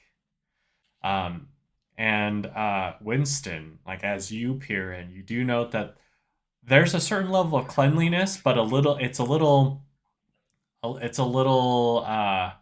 was almost as though it was done very quickly, as though this party was what spurred them to clean the outside and clean the inside to the degree that they have. And when you're doing things in such haste, you see little dust particles in corners, just little areas that, I mean, if Winston were in charge of this operation, you wouldn't have any of that. Now, y'all enter. You see that there are people behind the counters. One in particular, a gentleman, says, "Hello, will it be a room for two?" 2 rooms, actually. Would you please have our luggage taken up? Yes, of course, my lady. I suspect you're here for the party? Yes, absolutely. I'll be needing just a moment to change and then head right down. Do you know where I could find it? Oh, yes, of course. If you, and he begins sorting through, getting room keys, and he sends a couple other workers over to get your bags, and he'll say, so, your 2 rooms, you'll be on the 3rd floor, room 4 and room 7. And the party itself, if you just go down the hall on the right, you won't miss it. It's the only banquet hall that's currently lit up. The doors are wide open. It'll be on your left, but of course you will have to present your invitation at the front. We do pride ourselves on security. I'm sure you do. I'll turn to Winston. I'm going to take a quick moment to freshen up, and I will meet you there. very good. I shall wait outside for you. Of course. Go up, basically, just change in the hotel room, and then head over to the party. Great. And So, while Winston's waiting, I'll say he's gonna try to see if he could find anybody that's kind of also loitering outside that might have an invitation to the party. Oh, okay. Okay. Great. So, looking outside, you do see that there is a group that are seated in the, you know how like typically in a hotel lobby they'll have just areas for people to have a seat, maybe while their rooms are being um, like prepared for them, or maybe they're just waiting for their car to arrive. But at one of these couches, you see that there are three people. There's one man, one woman. These two have suits on and hats atop their heads, and there's another woman who's seated in between them who isn't wearing a hat, and she has a thick head of gray hair. And as she's speaking, you can tell that the two next to her are very much like they're enraptured by her words. It very much feels like she's holding court. And if you take a peek around the corner, you notice that there are three others also in suits, hats atop their heads, who are listening. And there is a fireplace on the far end of the wall as well. Okay, he will kind of slowly walk behind the group and listening in on the story or whatever the lady is saying, but also keeping his eye on pockets for corners of envelopes peeking out and the such. Great. This isn't the first time he's had to do this. Oh, snap. Okay. Did it a lot when he was younger. So, as you're slinking around, you do note that one of the people on the couch opposite the woman who's holding court, he makes eye contact with you, and he looks at what you're wearing, and he does a quick nod, like what you'd recognize that likely he sees you as maybe someone who works here and is comfortable with that. As you listen to what they're saying, it sounds like she's telling them about what happened to a man by the name of Gregory.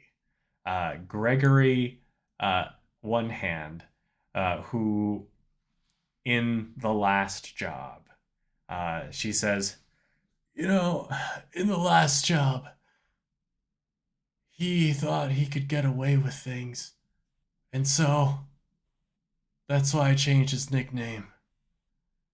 He used to have one hand. Now he has none. So you all should know, you don't mess with Dolores. You got it? And you do notice that one of these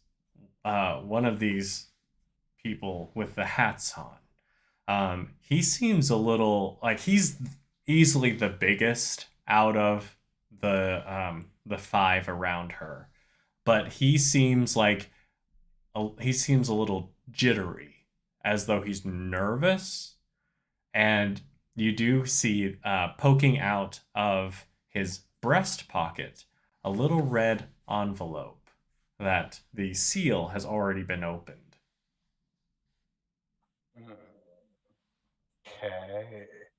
I'll give you a second to consider these the scenario, and I'll pop back to you and Begonia in a second. Now, Okay. Andie and Mouse, the two of you have decided to go to, was it the souvenir shop or the museum? I think we said museum. Mm-hmm. Okay, great. As you go into the museum, you can see that there are not a lot of exhibits. There's one that really stands out. It featured very prominently in the center, but it's quite dusty. It on the plaque it says genuine, authentic Sasquatch pelt. And as you are like admiring this, you hear a voice from the distance say, "I see you found my prized possession." Mouse's flaw is that he's gullible. So as soon as he sees it, his jaw drops and he's like, "Yeah, this is amazing. This is," and kind of looks at Andie and is kind of like, "We need to talk to the sky. Like this guy's awesome. Like, can you see what he has?" I do, Mouse. I think Andie is going to walk up to him and say, "Yes, you have a very impressive collection. Andie Cartwright, how you doing?" It's nice to meet both of you. It's great to meet true believers. Yes. We're actually here. We heard about a new potential cryptid. Do you know anything about the walking pants? Yeah. I've heard a lot about it. I've heard some people call it the Nightcrawler. But I gotta say, as far as I'm concerned, well, I don't think they found it here. You mean like it came from somewhere else? No, I think that like I mean I've been reading the news. I've been hearing through the grapevine where these things came about, and I mean, how often do you see cryptids in one area across the country pop up in another area? These ones, I heard a lot of sightings over in Fresno. So, I'm just saying, that's where they were, and if they're just walking around, I can't imagine them making the trip from there to here. Right. Yeah. This is just where you find Sasquatches. Oh. Yes, Mouse is Are like, all the other exhibits Sasquatch related? Well, there is of course the Sasquatch pelt. There are some Sasquatch nails, like fingernails and toenails. There are he describes it as Sasquatch musk, and this is in jars. And in fact, he actually has like a little perfume bottle where he says, "Hey, if you want to smell what Sasquatch like to smell like him, at least like this one, then this is what you spray." And then, I mean, I wouldn't spray too much because. Mouse goes, "I'll take it." Whoa!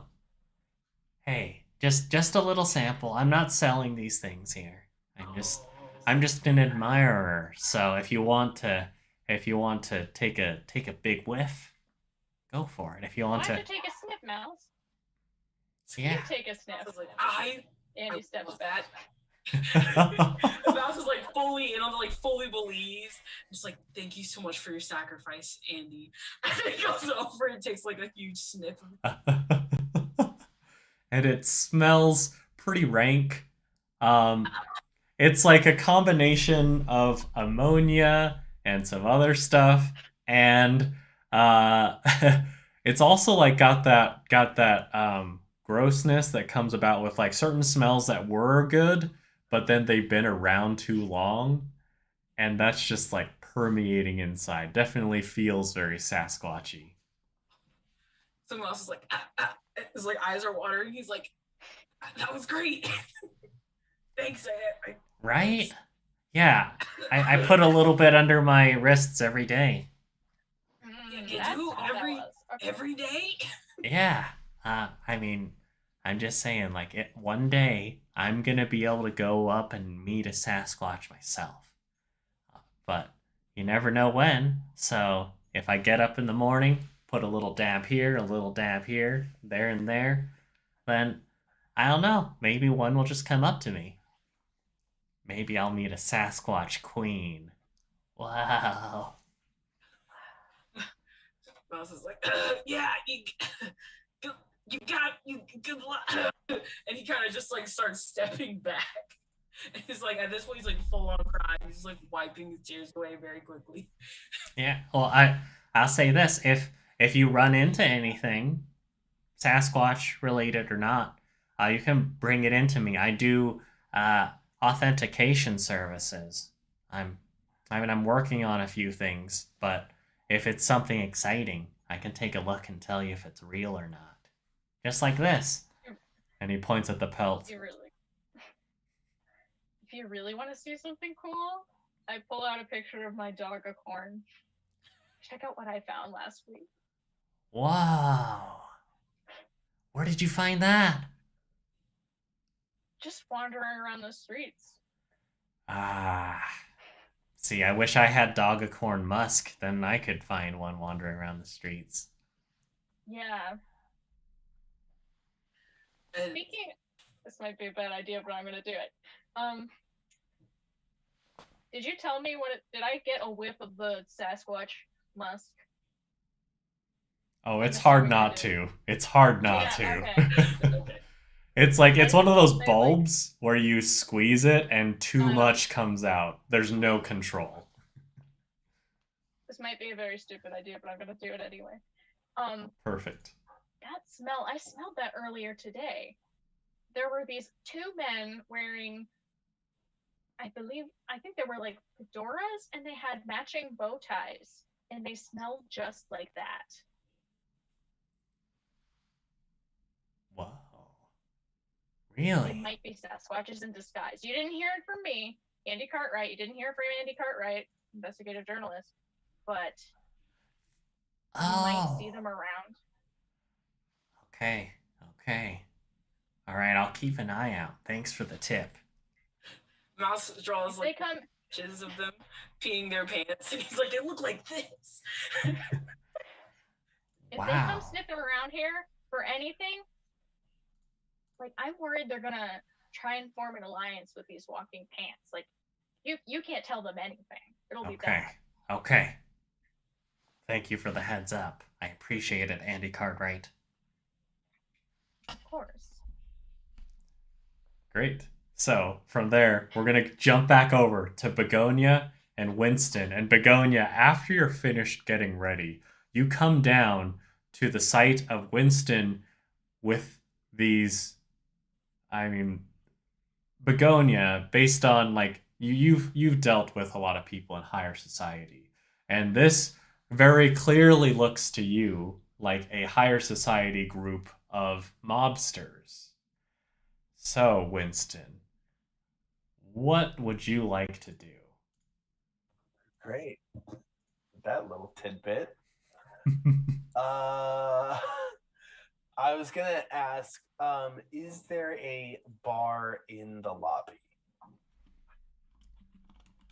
Oh, yes. Yes, indeed. So, if you were to go just past the circular table, there is like a mantle with another fireplace there. But if you go past that area, there's a small bar, and then that also leads to the hallway where the party is. Okay. I am going to walk past this group, go order a drink at the bar, and then bring it back to the nervous man and present it to him and say he has a message at the bar. Because I've already been recognized by another guy in the group as work. Oh, okay. So I'm kind of going off of this. Somebody already recognized me as somebody who works here, so great. I'm gonna kind of work with that. And I took my jacket off, and so all I have on right now is a vest with the standard 1920s. I've got the ties on the whites on the sleeves and everything, and I very much look like a barman. Perfect. Perfect. Okay. So you're able to go up to get a drink, and I'd say at this point, Begonia, you're able to make it to the point where your paths cross as Winston is delivering.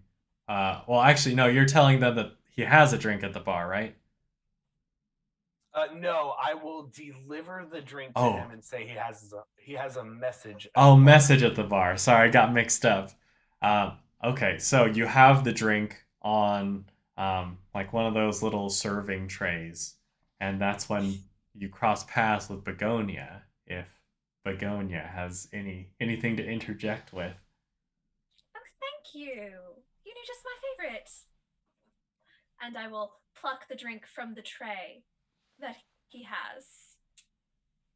Now, are you ready to go in?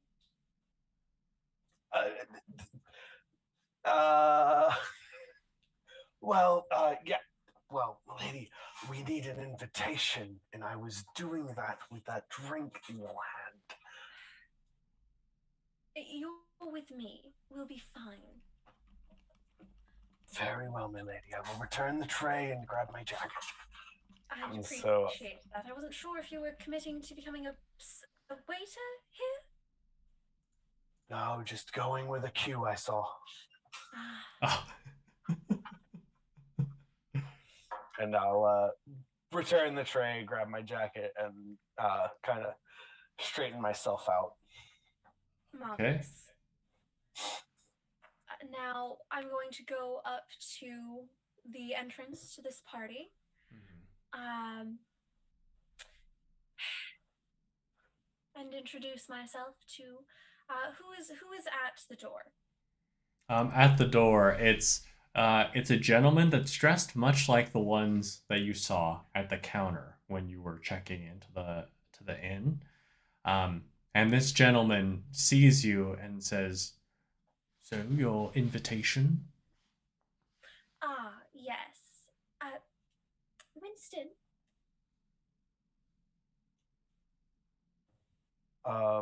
And he will kind of pat his pockets in hopes of something appearing. My deepest apologies. My assistant appears to have misplaced it. And at this point, I would like to use my scene Q VIP. I tend to get recognized or run into old friends often. Wherever I am, I can usually find a familiar face or someone eager to schmooze with me, and exclusive places will also extend invitations to me. Outstanding.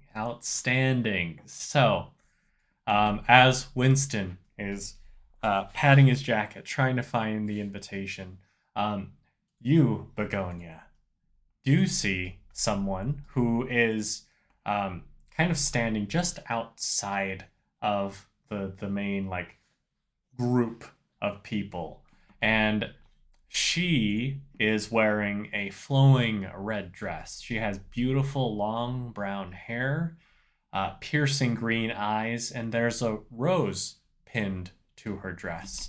And this is another member of high society, someone who you've rubbed elbows with on numerous occasions, and has been one that has been more friendly as far as, I mean, especially in comparison to your brother-in-law.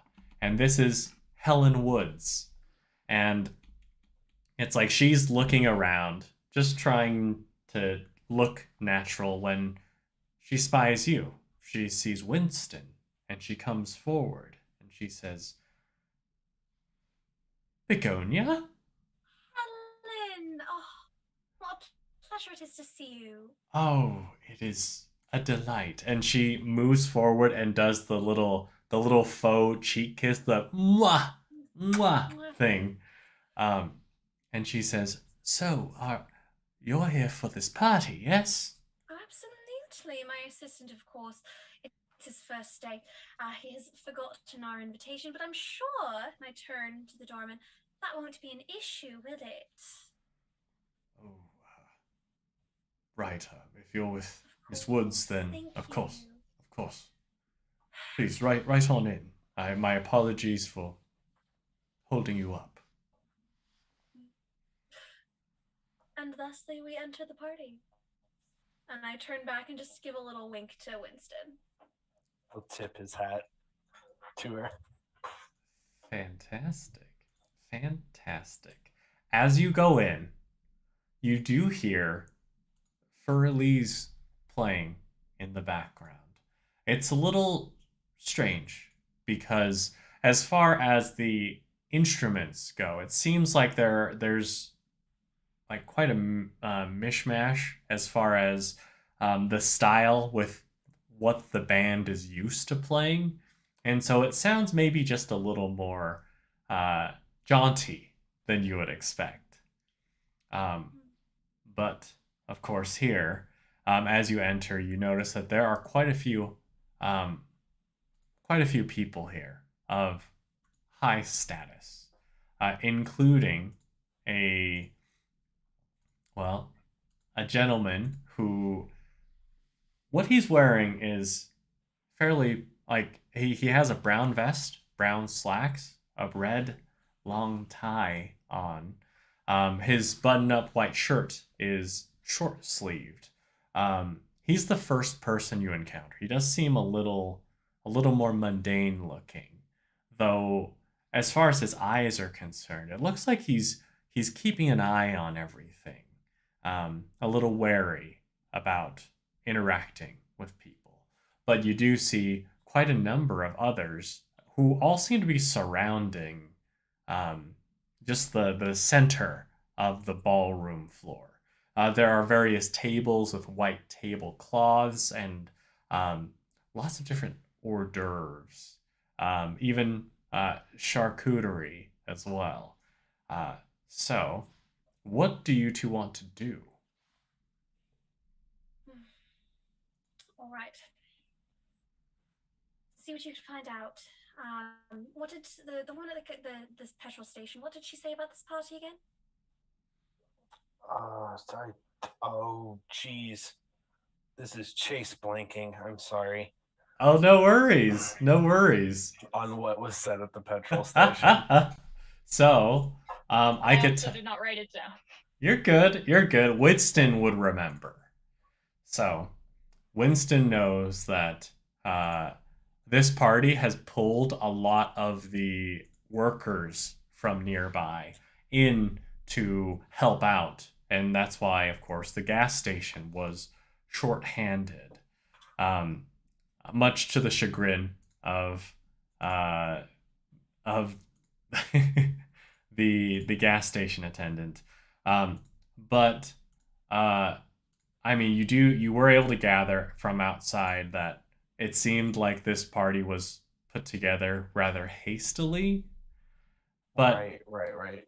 But beyond that, right, you don't totally know why this party is being held. That's what I thought. Okay. I'm just making sure I didn't remember why it was being held. No, you're good. You're good. Okay. Yeah. I was like, I don't think I know that. I'm going to schmooze with Helen. Why don't you see what you can find out from anyone else here? I do see plenty of workers, and I do, obviously, looking at myself, blend in with them, so I'll see where I can help. Good, and don't forget to have a little fun. Try my best not to have too much. Now, Helen. Yes. First of all, it has been far too long. Where have you been? Well, just party here, party there. Too many to count. Right, Reminds me. Yes. I've just been getting back into the scene since my poor dear Richard's passing. Who is this one for again? Oh. Well, I mean, when you go to as many parties as we do, I suppose it's easy to forget. Of course, this is for your brother-in-law, Edward.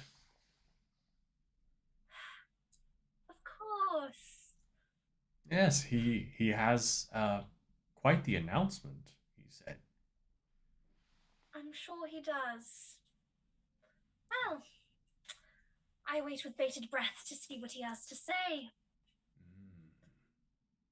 As do I. I will admit, when I received his invitation, I was a little annoyed. He's kind of a drag, but now that you're here, I feel a little more comfortable. Now, it's a party. Yes. Now we go over to Winston. Winston, what are you doing as Begonia schmoozing? Winston is gonna go to where they are serving like the food and drink, kind of that little charcuterie board Yes. kind of thing. He's gonna go over to that and just kind of make small chat about the event with the person kind of maintaining that table. Great. So, because I mean, he hopes to appear. Well, I'll just be like, he'll just kind of trying to think, be like, well, so, what is this party for, anyways? yeah, well, just rich folk throwing their money around. I mean, it's all about a picture. A picture. Yeah. Some kind of picture. Some kind of picture of pants. Oh. Yeah, I don't I heard get about that from the gas station attendant. Yeah. So, what's the hubbub about? It's just pants. Right. Somebody said they were walking pants. Well, it's one of the things you do with pants on. Right? What else would you do with pants on? Sitting. Just stand there. Yeah, standing. I mean... What's your name, lad? My name's Jeremy. Jeremy. Nice to meet you. Yeah, my boss let me have a snack while we're at the party. Oh, great. And yeah. he'll go and you notice that he specifically chooses ones that from your estimation are a little more high quality. And he presents you with a little plate. And he says, "All right, this one's for you. I'll make one for your whoever you're with." Oh, Miss Smythe. She's a lovely lady. Very nice to work with, actually. Smythe, that's... And as he turns to look, you could follow his eye line, and of course there you do see Begonia's brother-in-law, Edward Smythe. And he is standing in the middle of the crowd, and he seems to be very much grandstanding, like he's trying to brag and really show off, and everyone there is hanging on his every word at the moment. Now, I'm going to come back to you and Begonia in a second. Back to Andie and Mouse. So, you found out that the Dr. Stanley Eccleston does authentication services and has Sasquatch Pelt and Sasquatch Musk. What would y'all like to do next? Yes, we should go to the souvenir shop. Mm-hmm. Great. Yeah. So, as you go... Adah is not sure about Dr. Stanley, how good he actually is at anything, but Andie feels so proud of herself for fooling an expert. So that's where she's at. Perfect. Okay. So, as Mouse and Andie enter, you note that it's in stark contrast to the museum, where there was just one or two exhibits and mostly empty floor. Here, it seems as though any little bit of space is prime real estate. And what you see displayed most prominently is this huge blown up picture of a pair of pants that it looks like the picture has been taken in the dark. And there are also various sizes, some that are like 8.5 by 11, some that are postcard size, some that are on pins of the same picture. And as you enter, you hear the little ding-a-ling of the bell that's on the door. And there is a gentleman in here who immediately says, "Hi, how can I help you? Are you here to buy some pants stuff?" Mouse is A gonna. question about the sorry. No, go ahead. That could be. I was just are the pants photos, are they like the footy pajamas or are they like just like slacks? Well, when you look at these pictures, they do in fact look like slacks with uh, white socks that are. It's almost as though they've been either like stapled or like not. They haven't been attached very well, but all you see is just slacks with white socks just chilling there. Okay. So, I think at this point, because I don't want him to get angry if we say we're not gonna buy something. So I want to use kindred spirits to form a deep connection with a like-minded artist or a performer. You know that in time of need, your fellow artist will come to your aid without a second thought. Awesome. Awesome. Okay. Okay. So Mouse, after seeing the portrait of the pants, I was like, look, listen, I don't have time to explain to you the entirety of the situation, but we need to know Yeah. everything that you know about that pair of pants. Oh, well. I mean, I can tell you all I know, but I could show you. And he pulls open his drawer and he takes out one about yay big, and he says, "This is the original picture that was brought to me." And so I was able to get it.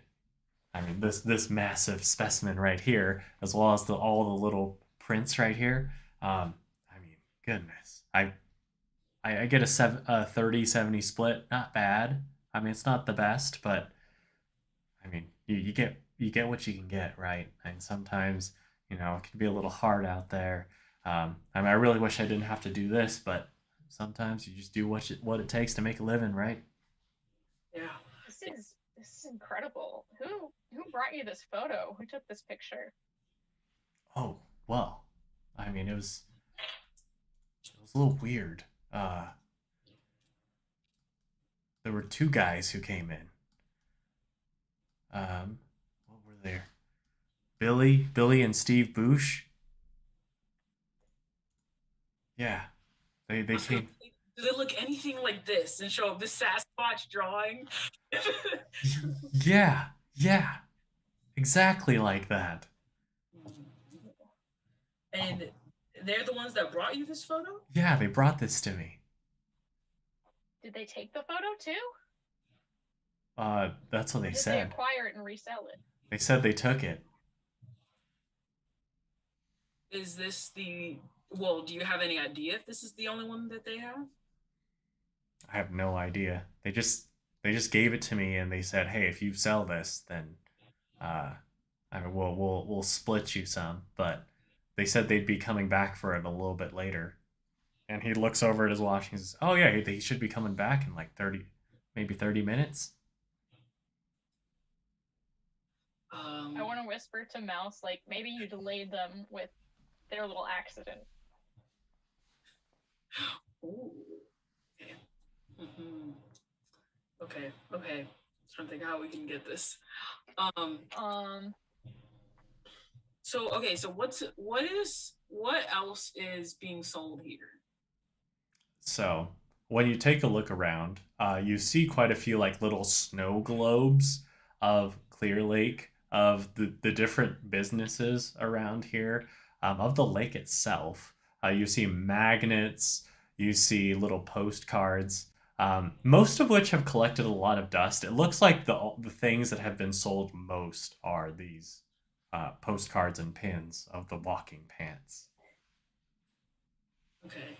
I have a scene cue that I'm not sure it's good taste. You offer your aesthetic perspective, whether asked for or not. Your advice is invaluable in making something indefinitely more appealing. I'm wondering if I can like work it the opposite way, where I convince him that these pants actually suck. Yeah, absolutely. Yeah. So, Okay. how do you want to word it? I'm gonna. I Yeah. consider myself to be a bit of an expert. Oh. I take it. Oh, great. It's glad to see there's one expert in town. Yeah. And I'm gonna look at it and be like, no, I'm not convinced. Pocket that photo. What? Say, if you want to see a real wonder, pull out a photo of my dog corn. Check out Oh this my guy. gosh. What? That is your moneymaker. Whoa. How much do you want for this? Can I sell stuff with it? Absolutely. Cool. Andie Cartwright, investigative journalist. Yeah, I'd sell that to you for. I look to Mouse to see what's reasonable. Don't make me.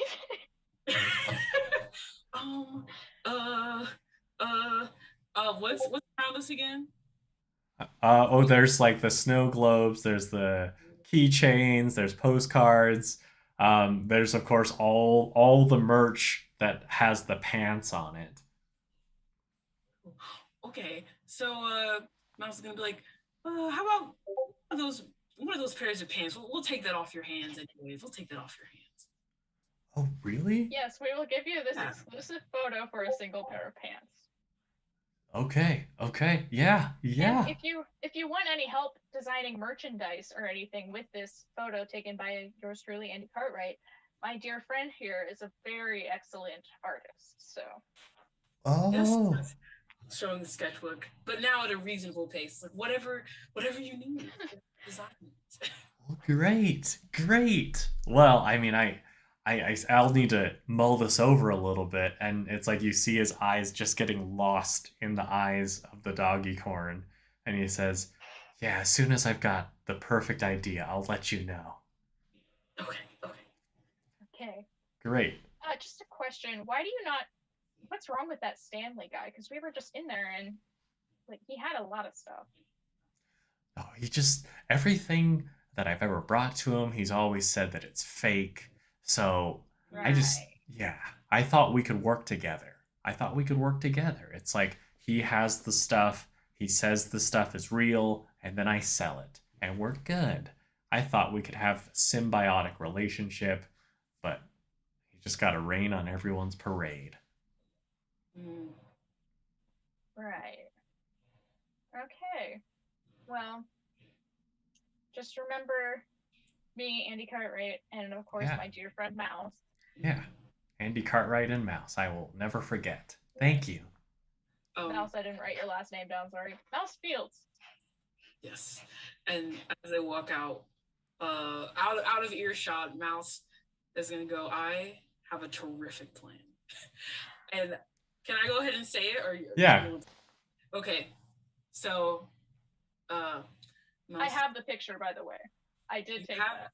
So Mouse is like, you have their picture, and we have the pants that look like the pants.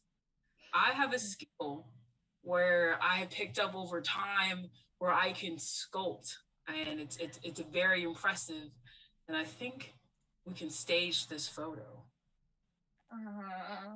or at least attempt to. I like this plan.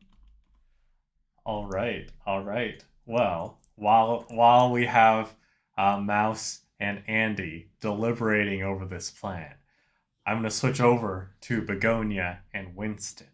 And Winston, you just saw Edward Smythe, the nemesis of Begonia. And he is really grandstanding right now. So what do y'all want to do?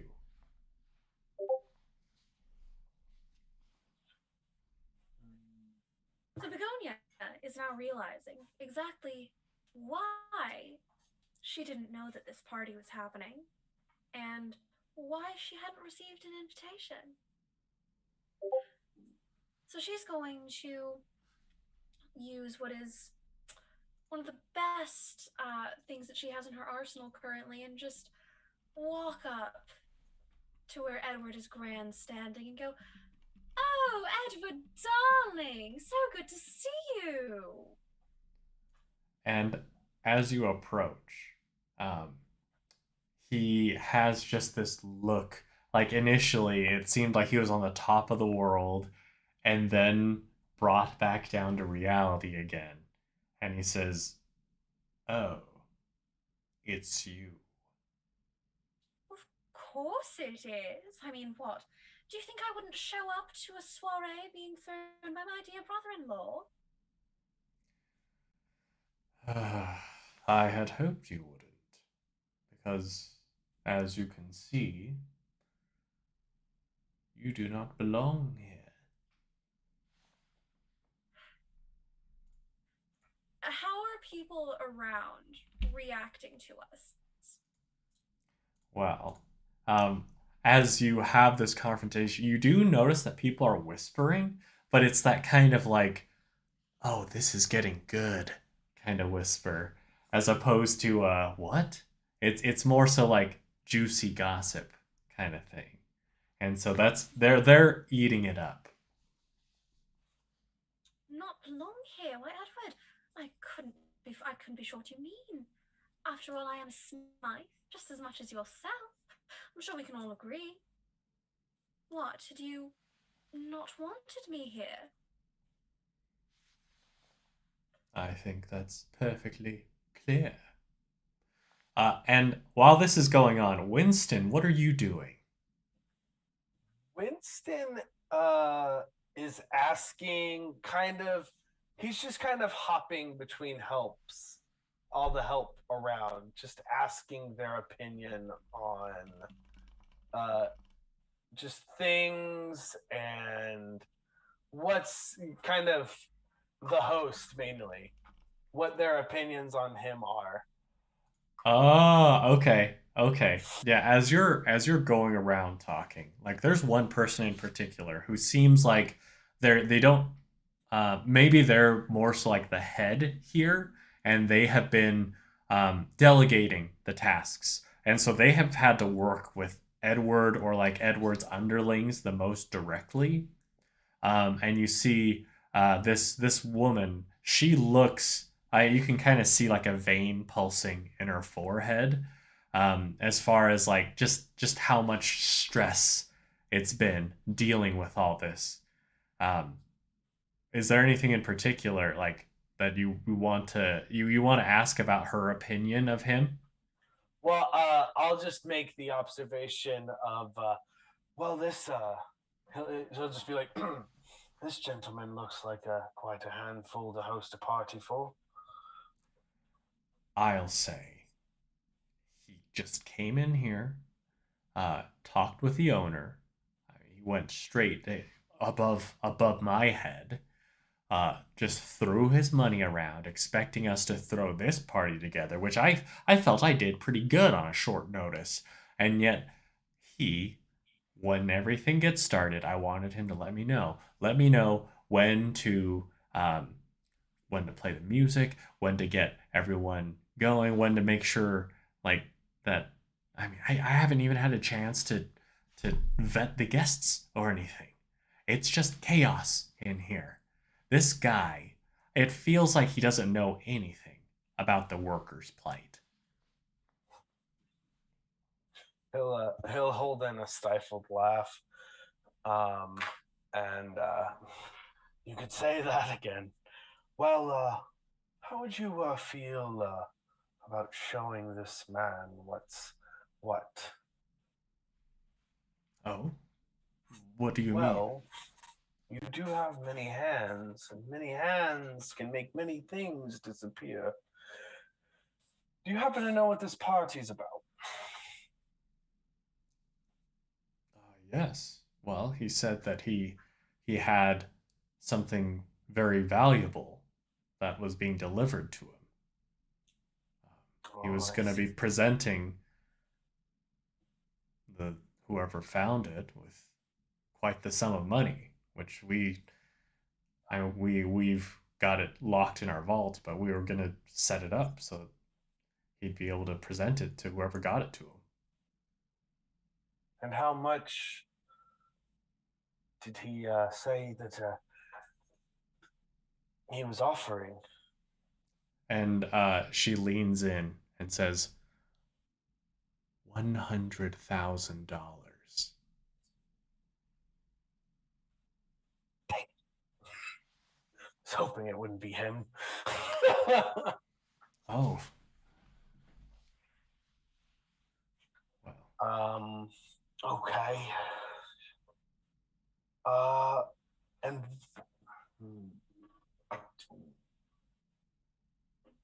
I was hoping he was planning on selling it to the actual buyer.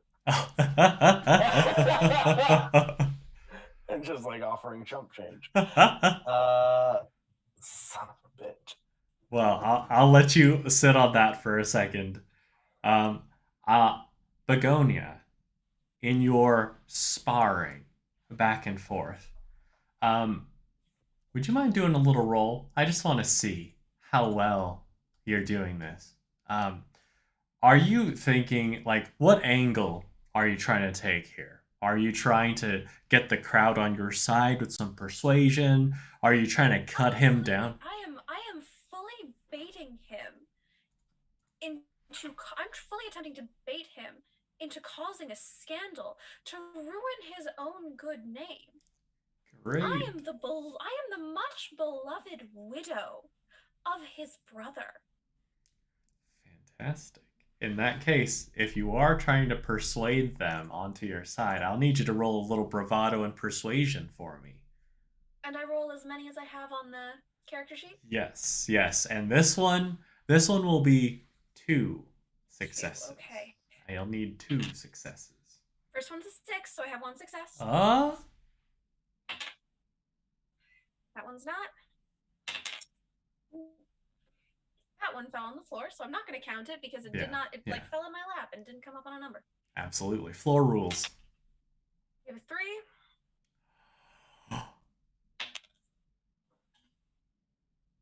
Hold, please. Yeah, you're good. You're good. I'm on the edge of my seat. Goodness. 4. Oh no. So it's like you start off and you're starting off strong, trying to bait him. Oh, wait. Because I do have a scene cue. Just for this. Oh, give it to me. What is it? Lucky break. Snap. Even when something goes bad, I can usually find a way to make it work for me. I automatically succeed on a failed roll of my choice, and I choose. Nice. Okay. It's like as you're getting the crowd on your side, initially. Oh, absolutely. It starts off very strong, and then at some point, it feels almost like he's like so staunch and so stubborn that you won't be able to break him until finally you just find just the right word. Maybe it just has to do with the fact that though he is insisting on the fact that you didn't earn the money, you know that he didn't earn it either. It's daddy's money. And so you strike that chord, and you see his face flush red, and he storms out of the ballroom. And you hear a bunch of people just like whispering, but most of them are whispering like how impressive your verbal jousting was, and how it looks like maybe he doesn't belong in high society as he thought. My deepest apologies everyone for the actions of my dear brother-in-law. Since Richard died, he just hasn't been himself. I do hope that you'll forgive him.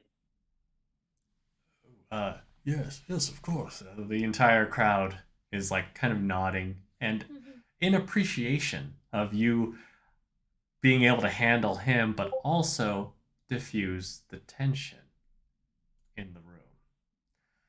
So, I hope that they will forgive him, fully knowing that they won't.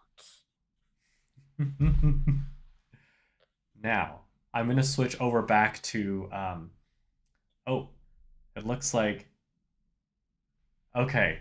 Back to Winston real quick. And Winston, you saw all that happening whilst you're talking with this manager here, and it looks like she's getting a little bit of joy out of Edward being shown up like this. Is there anything else you would like to ask her? So he has the item that he's planning on showing off already? Or he has money in the vault. He has the money. His right hand man, the one who always loudly proclaims that Edward is arriving or Edward is departing. That gentleman is the one who has access to the money. It sounded like he had yet to receive said valuable, but that he would be presenting the money to whoever it is that brings it to that right-hand man. Okay. So, have you heard anything of this bloke with the prize? About Edward? Or No, the about, person? the person bringing this prized possession Edward so seeks. I haven't heard anything about who's bringing it, but I just know that he gave the orders that to his right hand man, whoever hands over the item, the right hand man will give him the money.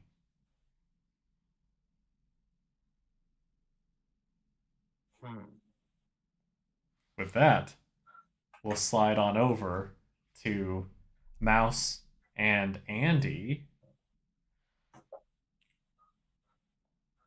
So, Mouse,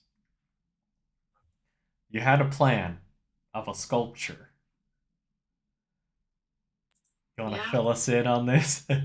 Okay, so I have no idea if this will work. So it reads like this: a surprising skill.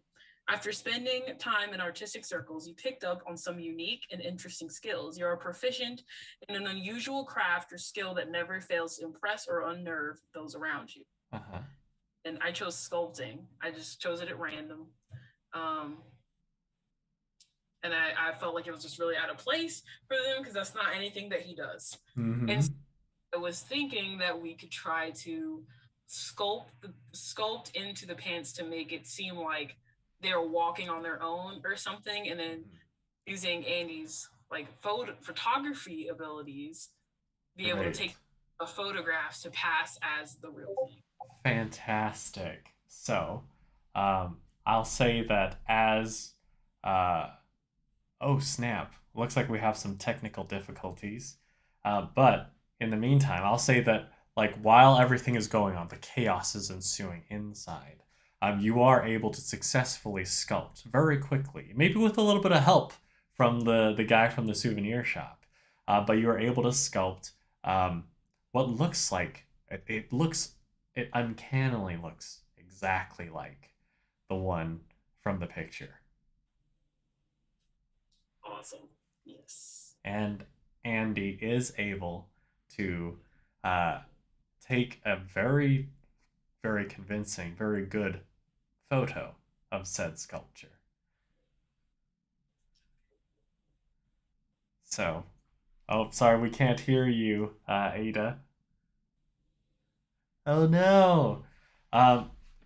Okay, if you want to type it out in the Discord, and we'll operate on that front for the time being. But right now we've got a Mouse who has sculpted and been able to do such a good rendition, and you were able to take a picture, so it looks exactly like the picture uh, from the souvenir shop. Heck So, at the moment, great, great. yeah. So, are y'all going into the party, Um, or when I do want to get rid of the statue because I'm scared that someone's gonna use it against us. Is So, it Fair. working yet? yes? Did I do it? Yay! Okay. Oh my gosh! So sorry, my headset just like died. So Oh, it happens. all It good. happens. yeah. Okay, so what happened? Okay, so right now the sculpture, like you were able to successfully recreate a picture that looks Okay. exactly like the one that you took from the souvenir shop. So, Okay. where are y'all going? I guess we should go into the party. Right? Well, this Are we there?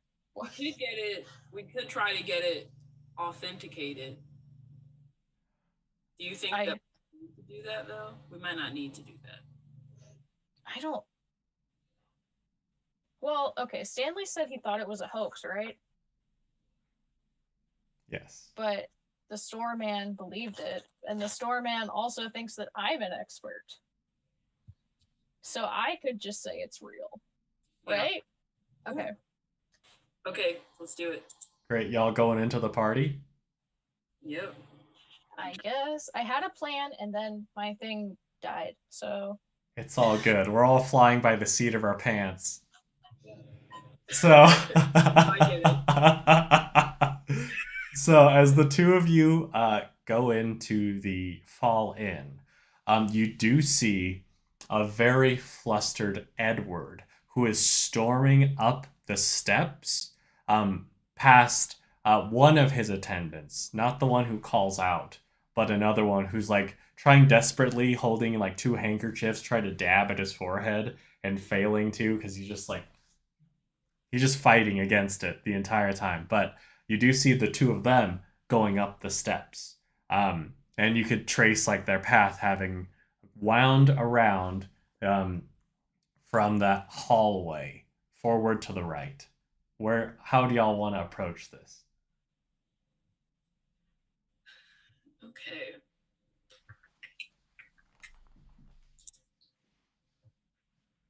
sorry, I forgot to unmute. That's all good. Mouse, do you think you could draw out a realistic enough invitation that we could just show it off and walk in? I definitely think I could try.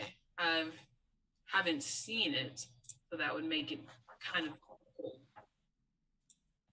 But he pulls out his sketch pad and starts drawing. He's like, I definitely have the skill. And he's gonna Awesome. Well, while you're doing that, a woman comes up to you, and you both of you notice that she's what she's wearing. It's like these. It's very dark clothes, a dark pantsuit with pinstripes, long gray hair, and she says, "So, what brings you to Clear Lake?"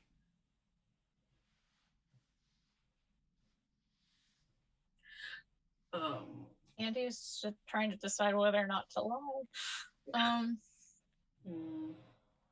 Don't worry. I've heard about the doggy corn.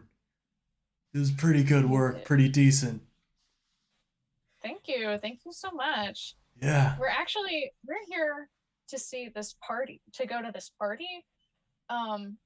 We do have an invitation, so we were just gonna run in a little bit late, if that's... Oh, you do have an invitation. We do. Oh, does it look like this? And she takes out an envelope. And she takes out her invitation.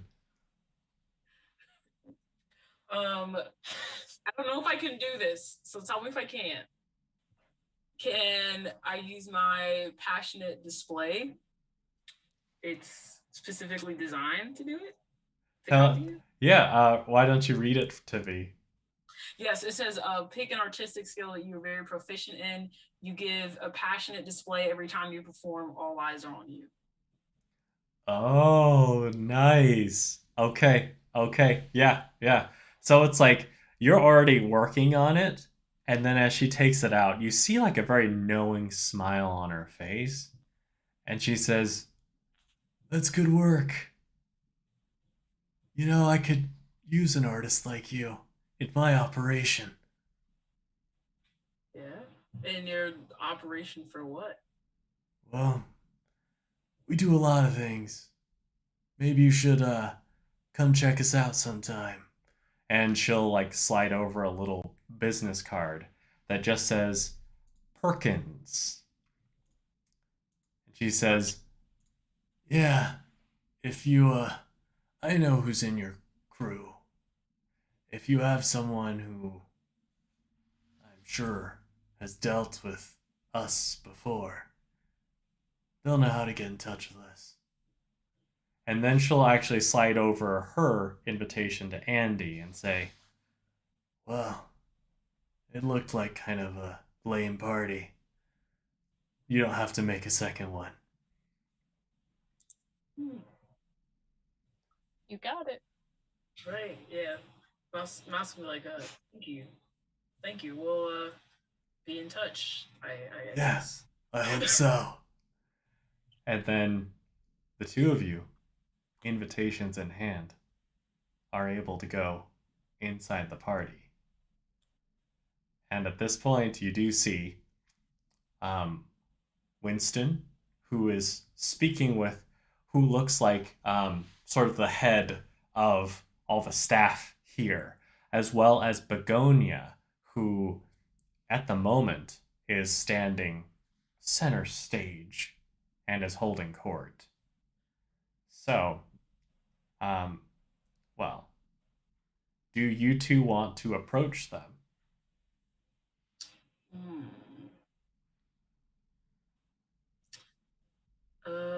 Shoot. It might be easier to go to Winston. I don't remember what he was doing. I couldn't hear for a bit. That's okay though, because our character shouldn't know. Oh, that's true. But I do think though that we should go up to Winston, because if we lie to get into the party, they probably had to lie to get into the party, so we don't want to blow their cover. So I think we should go to Winston. Okay. And while we're with him, we can just fill him in on everything we've learned, so we like can all act on the same knowledge. Yep. Great. Great. So you go up to Winston. Winston, of course, you were gathering information. You found out about who has been given the instructions to present said money. You found out about the money. What do you want to do? You see Mouse and Andie approaching.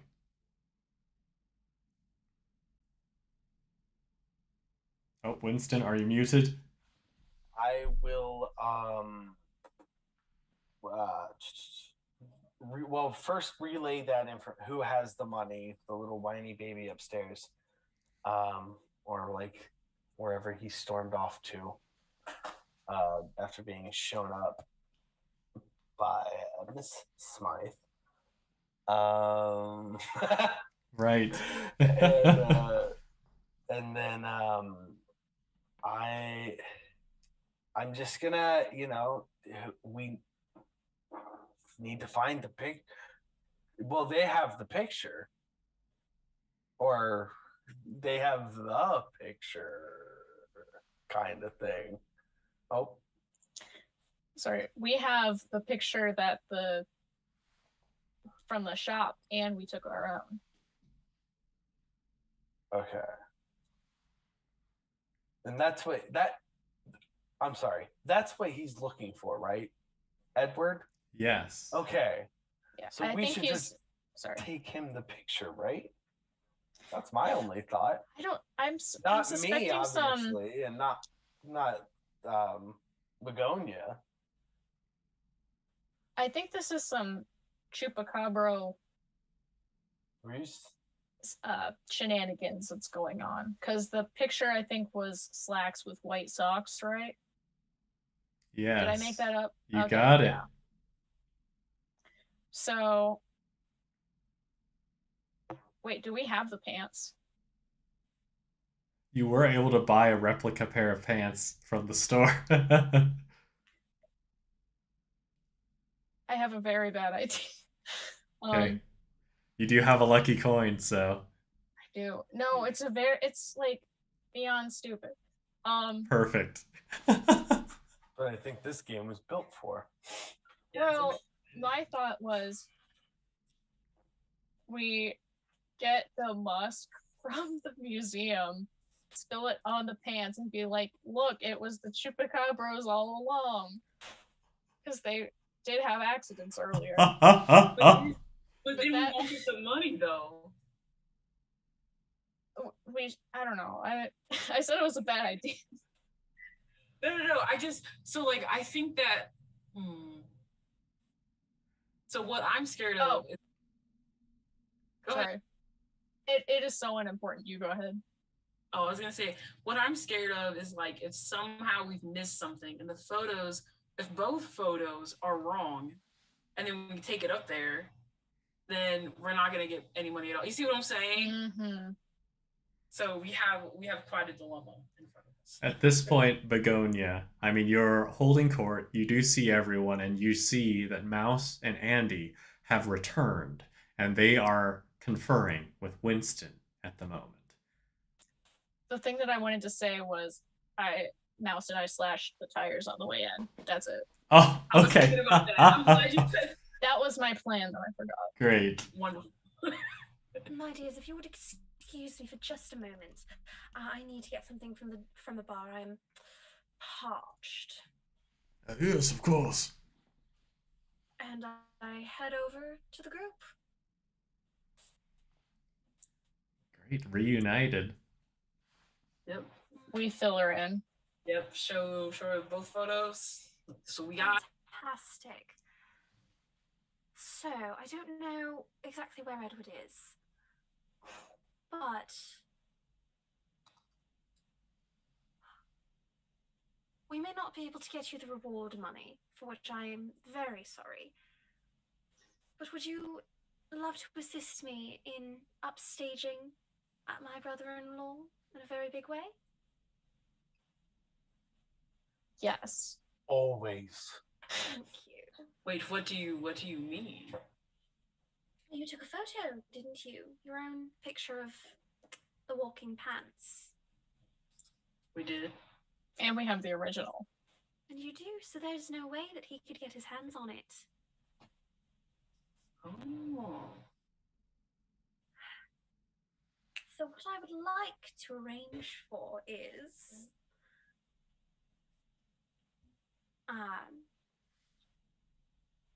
and then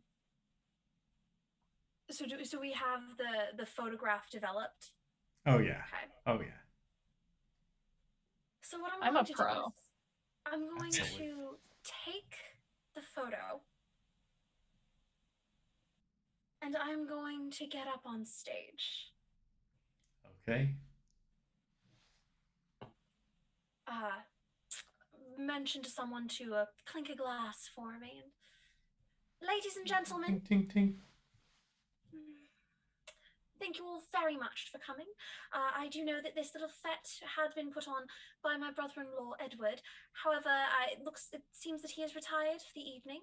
So, as a member of the family, I will be just taking over hostessing duties for the rest of the evening.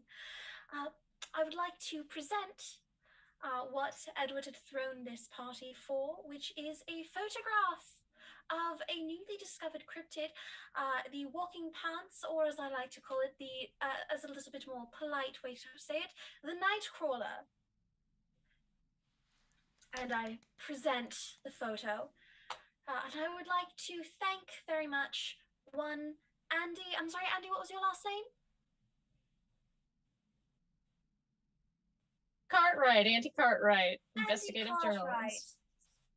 the wonderful photographer who has provided us with these trousers, with this Nightcrawler, for you all to see. And all of you hear just murmuring amongst the crowd as they all say, "What? Was this a ruse? Is everything good? What's going on? Wait, is that real?" I have a surprise scene cue that is, Yes. so a surprising skill. Okay. Which is, I believe, what Mouse used to make the pants. Whoa. My skill, I decided in my head, was ventriloquism. So I would like to throw my voice to different parts of the crowd and be like, "Oh my goodness, I can't believe he did this. I love you so much right now. We shouldn't respect this man anymore." And you If hear, that's not oh too yeah, ridiculous. that's perfect. Okay, so this may be the one situation I've ever seen a ventriloquist act be the best thing. And here, as you're throwing your voice, and everyone is like murmuring about Edward, it's like you hear lots of people who are just like, "Why?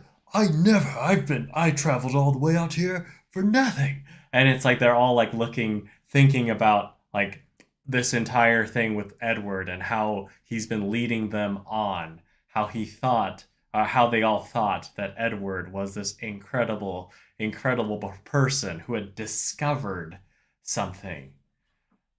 And now, at this moment, you guys do see at the front, next to the person who asked for invitations, you see the Chupacabros. And they are holding a picture. So, what do you do? Is it the pants? You don't see Or- what's in the picture. You just can see like just a little bit of the glossy and like the matte finish on the back. My fear is that this is going to be my Dogacorn, and they're going to try and steal my Dogacorn from me. Okay.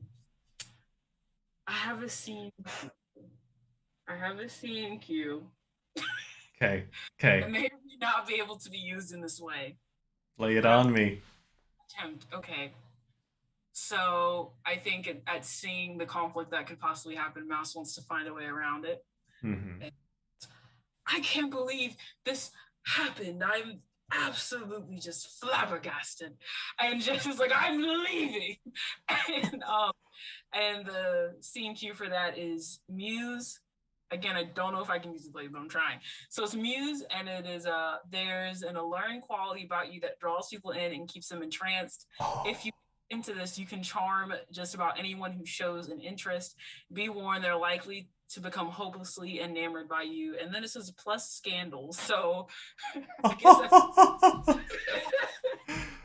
Phenomenal. Okay, so while Mouse is doing this, like just showing how much of an uproar, like how appalled Mouse is, what is everyone else doing? Let's start with Winston. Oh, sorry. I mean, Winston was gonna do what he does best, appear to be somebody working and assist them with their prize and the picture that they have so wonderfully brought to his sir. Because he works for the Smythes. Perfect. You were gonna assist the Chupacabros? I am going to assist the Chupacabros with their prize because currently Edward and his minion are off dealing with his little tantrum. So he's going to pose as Edward's minion, essentially. Because Fantastic. he is employed by the Smythe family. Excellent. In this case, I'll let you choose. Which trait do you think you're drawing on? As far as like, are you trying to persuade them that you are? Are you trying to use like the same sort of etiquette that Edward's underlings do, or are you simply relying on your own wit to carry you through moment to moment? Or is this simply a creative venture for you? Just the creative idea? I would say the bravado. I'm trying to use my bravado and persuasion and persuading them into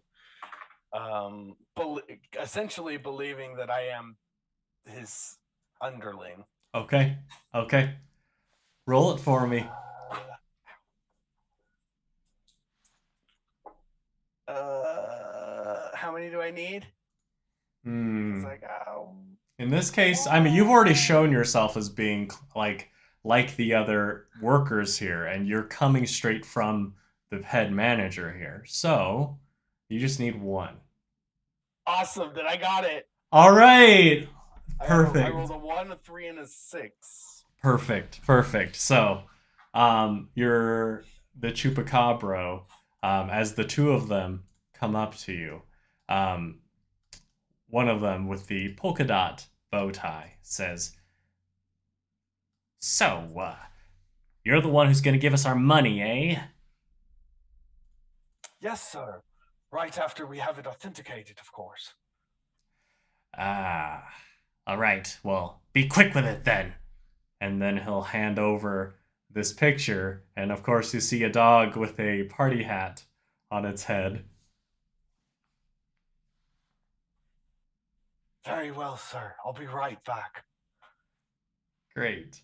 Now, what is Begonia doing whilst we have Winston, who's dealing with the Chupacabras. We have Mouse, who is creating this just really playing into this picturesque vision of this muse. And what would Begonia be doing in this moment? What is the general vibe of the audience?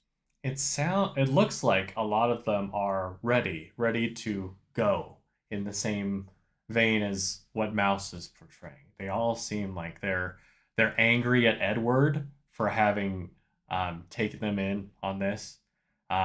They were hoping for something amazing. They were hoping to be the talk of the town, like Fresno was.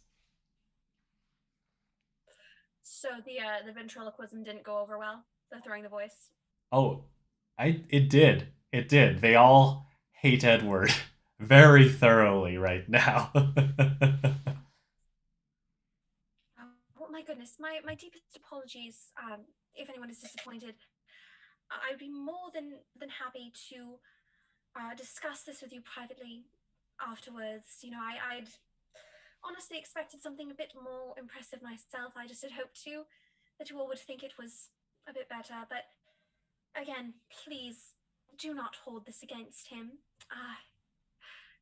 As I said to some of you earlier, he hasn't been himself recently, and I do hope that you would show him some sympathy. Won't you?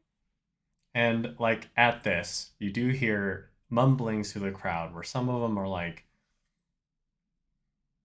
she's a lot more wise and even keeled than he ever was. You hear a lot of people who seem to be praising you for how cool-headed you've remained amidst all of this, while Edward just kind of ran off in a huff. While this is going on, what is Andie doing?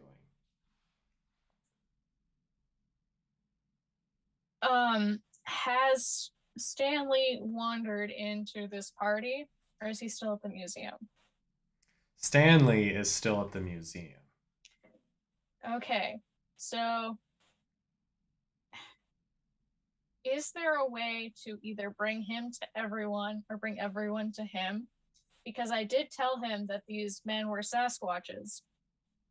And if they are outed as Sasquatches, maybe they'll be driven out of town. I don't know how the public responds to Sasquatches. Absolutely. If you communicate this to Mouse and Begonia, I would say the two of them, with how high esteem they have for Begonia right now, and just the awe they see from how graceful and powerful the presence of Mouse is. Like they'll follow, and then it would just be a matter of, I mean, these two guys, they're waiting right here. They're waiting right here as Winston has the doggy corn picture in his hands. Okay. I will convey that to Mouse to try and Pied Piper the people over to the museum, I think. Mm-hmm. Because I think it'd be funnier if they were surrounded by Sasquatch stuff while this happened. And I will also tell Begonia to, like, help herd them over there. And tell Winston, do not let go of that picture. Everyone, if you wouldn't mind me and all just joining me at the local museum. We have been brought with another photograph that we need to have authenticated, and I would love to have you all there for it. Another photo? And then other people are like, this wasn't a waste of a trip? Whoa. And so they all begin corralling out that way. Now, at this point, with everyone leaving, the Chupacabras, like they call out to Winston and they say, hey, well, what's the big idea here? Oh, yes, sir. My lord has asked me to ask you to join him in the upstairs parlor. And he will, and I will see to your payment. See down to the vault for your payment. All right. Never stayed in such fancy digs before. Great. And so the two. Are they going to the museum, or are they going to see Edward? It sounded. I think we were just duping them. Oh, okay. I trust you more than I trust myself. I dig it. If we can get the museum man to tell everybody else that they're Sasquatches, that also works. Perfect. Oh, okay. I'm sorry. It's a weird plan that I did not know how to convey. So, as the four of you, as Winston, you sent the two up, and Mouse, Begonia, Andie, you take the crowd over to the museum. The doors open, and Dr. Stanley Eccleston his eyes are wide, and he's like, "Wow, you brought so many people in here to see me. What's going on?" We were hoping to have a photograph authenticated, sir. Yeah, I can do that. I would like to be like up at the front with Begonia, just because he's seen me before. I gave him the dog of corn. So, which photograph are you giving to him? Has Winston come with us? Always. Winston. He knows who pays his bills. I have okay. I think maybe we show him the pants photo and say, because we know he doesn't think that's real, and then we say it was these people who gave it to, who are trying to pass it off as authentic, and show them Mouse's drawing of the Chupacabras. Oh snap. Yeah. Okay. I dig it. Okay. So, Tell them where they are. He takes a quick look and he's like, yeah. I can't believe anyone would do such a thing. Anyone would be willing to besmirch the good name of cryptozoology. And it's like, as he's like going through this speech, maybe a little bit too long of a speech, talking and decrying these two who have like, I mean, just smeared the name of cryptids. It's like the crowd is getting louder and louder to the point where, I mean, the souvenir shop is right next door. And you hear that little bell ring as the door opens. and the souvenir shop owner comes out. And he's like, what's going on? There's so many people. And then he sees the picture of the two chupacabras, and he says, yeah, those are the two guys. And then everyone is like, at this point, angry. You can feel the tension just seething. And it's a mob at this point. Everyone's filing into the fall-in, going upstairs. Like, one person's already like, what room is Edward in? And like, with all these people here, the person at the front's like, he's in 412. Just don't hurt me. And then everyone going up the stairs, some taking the elevators, get up to the room. And in the room, you see the two chupacabras, you see Edward, you see one of his attendants, and everyone sees them all in the same room together. And they just start jeering, they start yelling about them creating this hoax, about Edward working with the chupacabras to try to gain clout off faking a picture. Yes. Outside of the window of their room, I want Mouse to be there and to be doing what they did to him earlier, which was the YOU.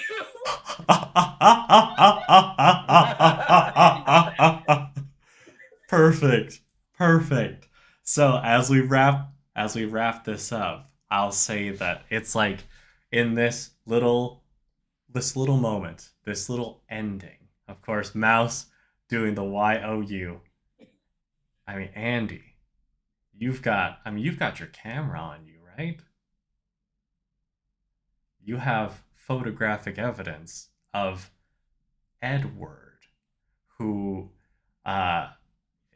was conspiring to create a fake story, thereby, of course, ruining everything I've been trying to do. Yeah, ruining the reputation of Edward. And also, as the chaos is all unfolding, as the workers around are trying to settle things down, one of the attendant who was supposed to, like, announce Edward's arrival and Edward's departure, he shows up and he's like, I'm sorry, I had unfortunate accident, but right now everything's good. And then he notices that Winston is holding a picture, and he says, "Is that the picture?" Yes, of course. Phenomenal. I'm under strict orders. And then he takes you down to the vault, cracks it open, and hands over a briefcase with $100,000 in it. And that, I'm sorry we've gone over a little bit over what I quoted for y'all, but yeah, that was a lot of fun. That was our game awesome. Of Flabbergasted. Y'all are incredible. Thank you all for watching. Thank you guys for playing. I mean, the way it all shook out. I have not met y'all except for Rachel. Like, I've met Rachel before, but I haven't met Jupy, Chase, nor sorry, I keep messing it up in my head. Adah. Yeah. But it just, y'all work together so well. It was such a delight. So as we wrap this up, we'll just all, thank you so much, Jordan. It was a lot of fun to play in. As we wrap it up, I've been Matt. You can find me here on Improv and D&D, and it's just a pleasure to play. I'll just have each of you, say your name, say where people can find you, all that jazz. Let's start with Jupy. Okay, I'm Jupy. You can find me at bluebugarcade.itch.io, and that's blue with 2 U's. Fantastic, fantastic. And I believe I have a link in the description below as well. Rachel. I'm Rachel. Not really on a lot of places online, but I hope you see me around more here. Absolutely, absolutely. Chase. I'm Chase. Same thing as Rachel. I'm not really online, but I am kind of pushing towards November 6th, doing Extra Life and doing it at twitch.tv/rtdfw with a group of friends of mine. We've been doing it for about 6 years now, and it's a lot of fun. It's 24 hours of chaos. If you show up late night my time, you'll see me scream like a little girl because we have spooky hour, which I have always been a part of because it's just poke fun at Chase time. Oh, fantastic. So, yeah. But it's a lot of fun, and it's to raise money for Children's Hospital if you don't know what Extra Life is. Oh, that's so awesome. Yeah, so we raise money for our local Children's Hospital, and they send us adorable packages and stuff, and it's really nice. But yeah, I look forward. It's one of my favorite things to do every year. That's so cool. That's me. Sorry. Awesome. That's so cool. Thank you, Chase. And finally, Adah. Yeah, I've been Adah Kinsler. I was Andie. I don't really use social media, but everybody should watch The Owl House on Disney Plus. It's a very good show. It was just canceled, but you should still watch it. It's life-changing. So dig it. There you go. Awesome, awesome. Again, thank you to the cast. You have been tremendous. Thank you to everyone who's watched. Y'all are wonderful. And big thanks to Chelsea and Fleur of the Wanderer's Tome for creating such a wonderful game. Thanks everyone for watching, and well, until next time, take care, everybody. Bye.